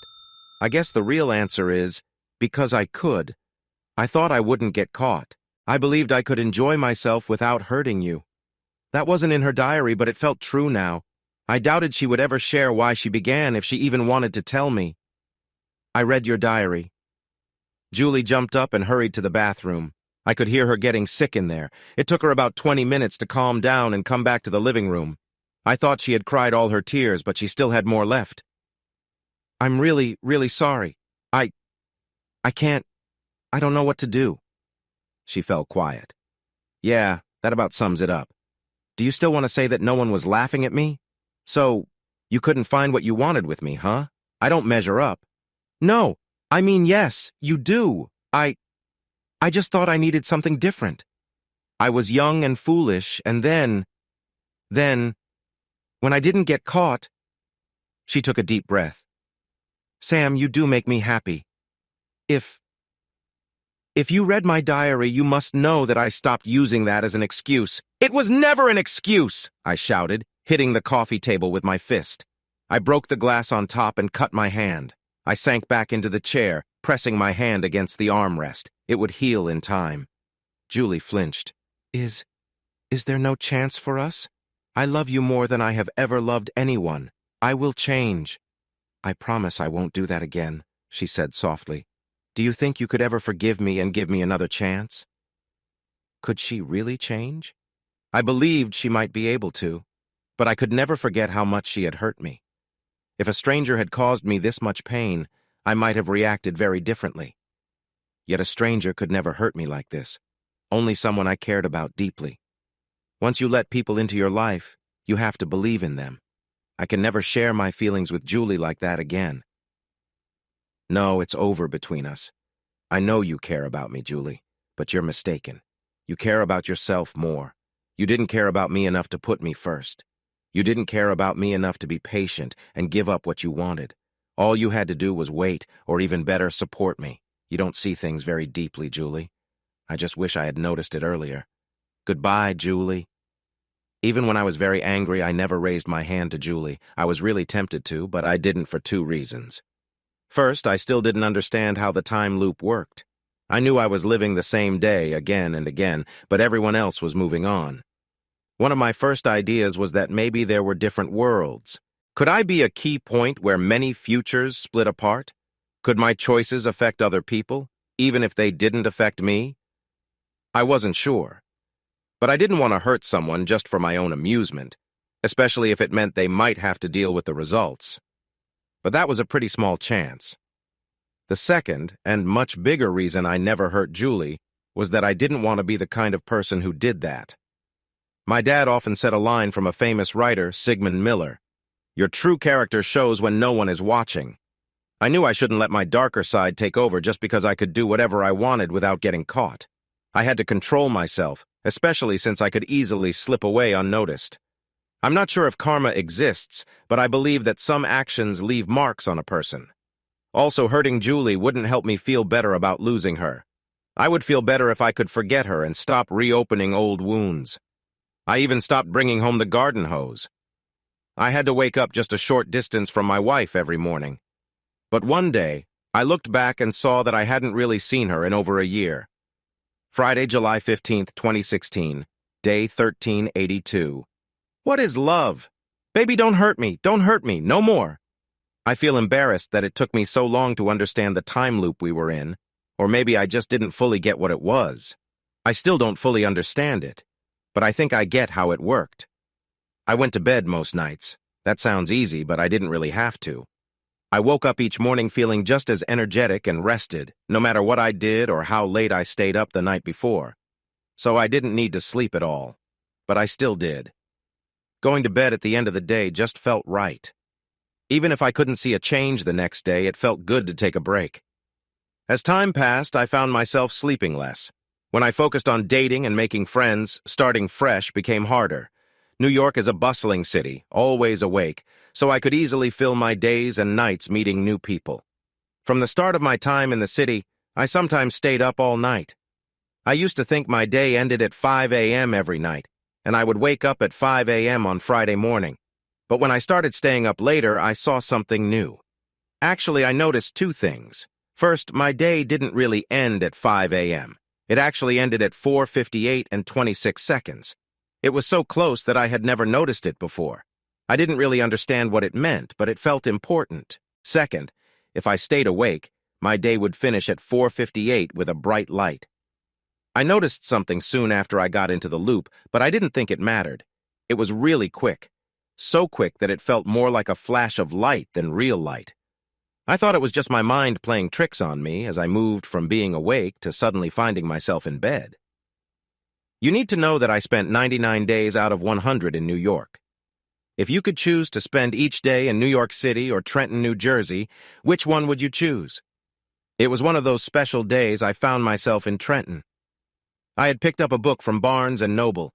I planned to finish it that night so I wouldn't need to buy it again the next day. Like always, I was winding down in a hotel room. I read the last page of the book and then glanced at my phone to see the time. It was 4:53. There was no reason to try to sleep now. I counted down the seconds until my reset, then woke up the next morning. No flash. What's going on? I had come to see the flash of light as usual. Not having it made me feel uneasy. I stayed in Trenton that day, but still no flash. All right, time to test this. I went back to New York and stayed awake. There it was, the flash again. Now I was really puzzled. I used to think the bright flash I saw was part of my time loop, but now it felt like it was connected to New York in some way. It became the main focus of my day. I was just passing time until 4:58 a.m. and 26 seconds. I walked around to see if my spot made a difference. I noticed the flash no matter where I was in New York's 5 boroughs, but it seemed less bright the farther I got from Manhattan. In New Jersey, I couldn't see it at all. The issue was that I was still spending my evenings inside. I either stayed in a hotel by myself or went to a club or bar with friends. One evening, I chose to step outside at the end of the day. This choice changed everything. The flash still lasted just a moment, but being outside helped me see it more clearly. I returned to Trenton and sat in the courtyard of my hotel at 4:58. I didn't think I would see anything, but then I noticed something. It was very faint and came from the north. I only noticed it because I wasn't inside. The next night, I rented the top room of the tallest hotel in Trenton. At 4:58, I stood on the balcony looking towards New York. Friday, July 15th, 2016. Day 1403. What is love? Baby, don't hurt me, no more. I slowly sat up in bed. I finally understood what happened at 4:58 and 26 seconds every day. It was over quickly, just a blink of time. It was so fast that it felt more like a feeling than a clear memory. But I knew what I had seen, a big cloud of smoke. I might be the first person to cry happy tears at the sight of a nuclear blast. I quickly realized that the explosion and my strange time loop were tied together. I had never thought that something outside was causing my day to start over every time, but there was no doubt about it. A bit of online searching backed up my thoughts. Even the biggest nuclear bombs ever created wouldn't have a blast zone that reached Trenton from New York. Depending on the winds, Trenton might get hit by the harmful fallout, but it wouldn't end my life right away. So if the explosion wasn't taking my life daily, why did I start over the moment it happened? The time loop seemed to link directly to the bomb. What made me very happy was that there was a clear way to break free from the loop. I just needed to stop the nuclear bomb from exploding. I quickly started my search for a solution. First, I rented a helicopter. I booked a flight from Trenton to New York. The people in charge thought I was an important passenger going in early. I made sure we would be 5 miles away from New York when the time came. At 4:55, I called the pilot on the intercom. I had given him a nice tip before we took off and mentioned I might want to see the sights as we arrived. "Can you hover here for a few minutes and turn a bit so I can see the city well?" "Sure thing, sir." "Let me know when you want to keep going." We were close to being thrown from the sky, but he didn't have to worry about that. Tomorrow would be better for him. When the bomb exploded, I was prepared. I could see much more clearly this time, but it still happened really quickly. I was not focused on the big cloud in the sky. Instead, I was staring at the ground, trying to see where it all began. When I finally noticed I had been looking in the wrong area, it was already the next morning. I went through this process 3 more times before I figured out it was somewhere in East Manhattan. That was as close as I could get to pinpointing the main spot using this method. The nearer I got, the more my senses were filled with strange feelings. That part was simple. Finding the exact spot was much harder. Whether on the ground or in the air, it was impossible to see anything from inside the area affected by the blast. Standing in New Jersey, I knew the blast was coming from the north. But in Manhattan, it was hard to tell. The sound was all around me. My aerial view showed it was on the eastern side of the island, but that area was so large, it felt like trying to find a needle in a huge haystack. If the bomb was set off remotely, it could be anywhere. I would have to check each building, looking in every room. I would need to check every car, trash can, and basement in Manhattan. I was ready to do it, but that was my last option. I believed that if I could find the spot, there would be some clue. I figured this was done by terrorists. While a foreign country might attack New York from far away, terrorists would be right there. To find the main location, I began with the places that were most likely to be targets for attacks. I walked through the streets of Manhattan at night, searching for anything strange or out of place. I figured the UN building could be a good target.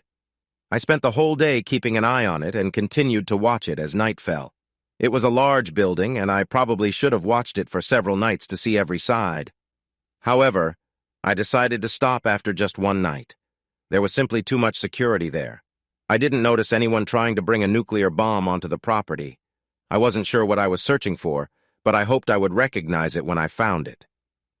Each night I checked a new place. I went to Times Square, Carnegie Hall, Rockefeller Center, the Empire State Building, and the World Trade Center Memorial. I also visited colleges, museums, and the offices of big companies. I spent a few weeks exploring Central Park. I looked for several months before I found something interesting. Friday, July 15th, 2016, day 1531. What is love? Baby, don't hurt me, no more. It was almost 4 a.m., and I was walking west on E57th St. I crossed Park Ave, but came across a roadblock. There were wooden barriers blocking the street. I checked the road in both directions. I could just see another roadblock on 58th. 56th St. was clear. I kept my eyes forward and saw more barriers on Madison Ave. As I walked to 57th Street, I looked across to Madison. More barriers there, too. The whole block was closed off. That's strange, but it happens sometimes. There's always some kind of building work in New York. Still, I didn't see any workers around, and the city usually only closes streets when real work is happening. The barriers took up the sidewalks, but New Yorkers usually ignore the rules about walking. There were a few people on the street, but not many at this time. I went around the barrier and walked slowly down the street, glancing at the buildings around me. When I was halfway to Madison, I saw something odd. There were two guys in work uniforms hanging around outside the building at the corner of 57th and Park. Nighttime was when the janitors and repair workers came out in New York. But these two weren't doing any work. They were just standing there. They weren't smoking or chatting. They weren't sitting down either. They were just standing about 30 feet apart. If it wasn't for their uniforms, you might think they were security guards. Ever since I stopped and looked their way, they had been looking right back at me. While I watched, one of them spoke up, but it seemed like he was talking to nobody. He glanced up at the building behind him, and I noticed a small device in his ear. Then I heard a loud noise, like a phone book falling on a table, and suddenly I was looking up at the sky. Friday, July 15th, 2016, day 1532. What is love? Baby, don't hurt me. Don't hurt me. No more. I had been shot. The last time I was shot, it was during a police raid. I thought this time it might be worse because it felt like everything was ending much quicker. Perhaps a rifle. I felt excited that I might have discovered the right spot, but I needed to be certain. It was possible that I had just come across another crime happening. When I thought about it, it was surprising that I hadn't been hurt more times. I had wandered through almost every area of the city without worrying much about my safety. That night, I was walking along 57th Street again. This time, I stayed on the same sidewalk as the fake janitors near the building they seemed to watch over. I had noticed the night before that they didn't bother people as long as those people kept walking. They only went after me when I showed too much interest in them. There were only a few other people walking on that street because of the late hour and the barriers. I started to worry that my actions might have caused a big problem. Well, that wasn't my fault. During my time going in circles, I ended my life around 12 times. I only did this after I had already died once and knew I would return. I saw it like pressing a reset button in a video game. Sometimes I just wanted to give up on that day and start fresh. But I didn't take it lightly. I had to feel really sad to make that choice, but I had never hurt anyone else, not even a little. That's just not who I am. I felt a bit torn about what I was about to do. These men might not be the ones who caused the explosions, but they were definitely killers. I pushed those thoughts aside. Tonight, I was dressed in a big hoodie, which is different from what I usually wear. I moved past the first janitor after taking a few steps. As I walked along, I took my hands out of my pocket.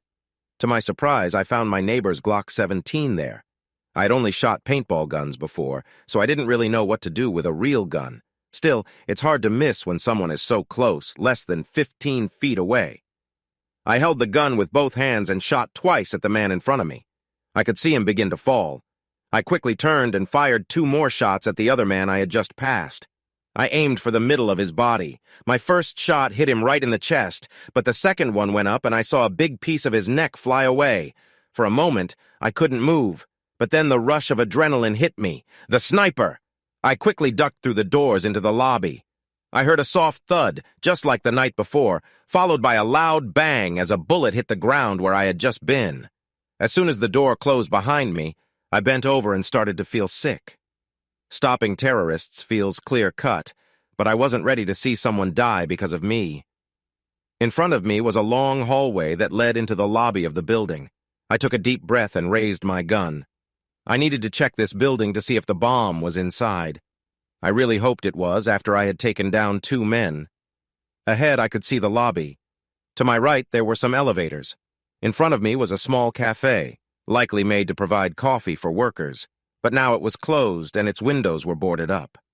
To my left, the lobby extended too far for me to see clearly. I guessed there was some kind of information desk and maybe some seating there. I carefully moved along the left wall and peeked around the corner. Oh no, I jumped back so quickly that I landed on my back as the corner where I had been standing started to crumble with bits of stone falling down. A steady stream of bullets hit the walls and floor, making a loud noise like a big saw. When I peeked around the corner, I caught a quick look at the lobby. There were some chairs and couches, and in the middle stood an information desk. Behind the desk was another fake janitor, hidden behind a huge machine gun. I'm not an expert on guns, but it looked like something that would impress even the toughest soldiers. It was set up on a stand with a lot of bullets ready to fire. The gun was making big holes in the door. I could hardly see through the dust rising from the concrete floor. Small pieces of rock were hitting me from the ground. I had to curl up and cover my head to shield myself from the flying rocks. My skin was scratched, and I was covered in concrete dust. I probably looked like a messy donut. Then, the noise from the machine gun stopped. He needed to switch the ammo belts. I hurried to move around the corner and take a shot at him before he could reload. But before I could reach him, flash, Friday, July 15th, 2016. Day, 15:32. What is love? Baby, don't hurt me. Don't hurt me. No more. Now I understood that I had found the bomb site. It had exploded sooner than expected. My attack must have forced them to set it off before they wanted to. That might be a problem. However, now that I had found what I was searching for, I didn't hurry back to the building to try again that night. From the very start, my plan was to locate the bomb and carefully think through my next steps. I hoped that if I could stop this explosion, it would break my cycle. But if the cycle ended, I needed to be ready. For one thing, using guns was not an option. New York has some of the strictest gun laws in the country. Saving a couple million lives would make people forgive me, but why make things harder for myself? I couldn't get a gun legally in New York City no matter how much money I had. Not in just one day. But if I took a gun from one of the bad guys, that could work. If I brought my own gun to the fight, people would ask too many questions. But if I used one that I had taken from them, I would be in a great position. The issue with the gun showed a bigger problem. If stopping the bomb ended the time loop, I would become very famous. Armed terrorists were getting ready to set off a nuclear bomb in New York City. There was no way to keep that hushed up. If I'm being honest, I might have been able to stop the explosion without anyone knowing who I was. I could get enough information to tell the authorities and let them handle it. I didn't, for two reasons. First, it was clear that the U.S. government would do anything to stop that bomb from going off, no matter the cost. What would I think if they destroyed a whole city block and everyone inside? I wanted to do everything I could to protect innocent lives. And second, no way. This was my day. If you get involved with someone on July 15th, 2016, you will have to face me. As for the fame and admiration, it was a weight I was ready to carry.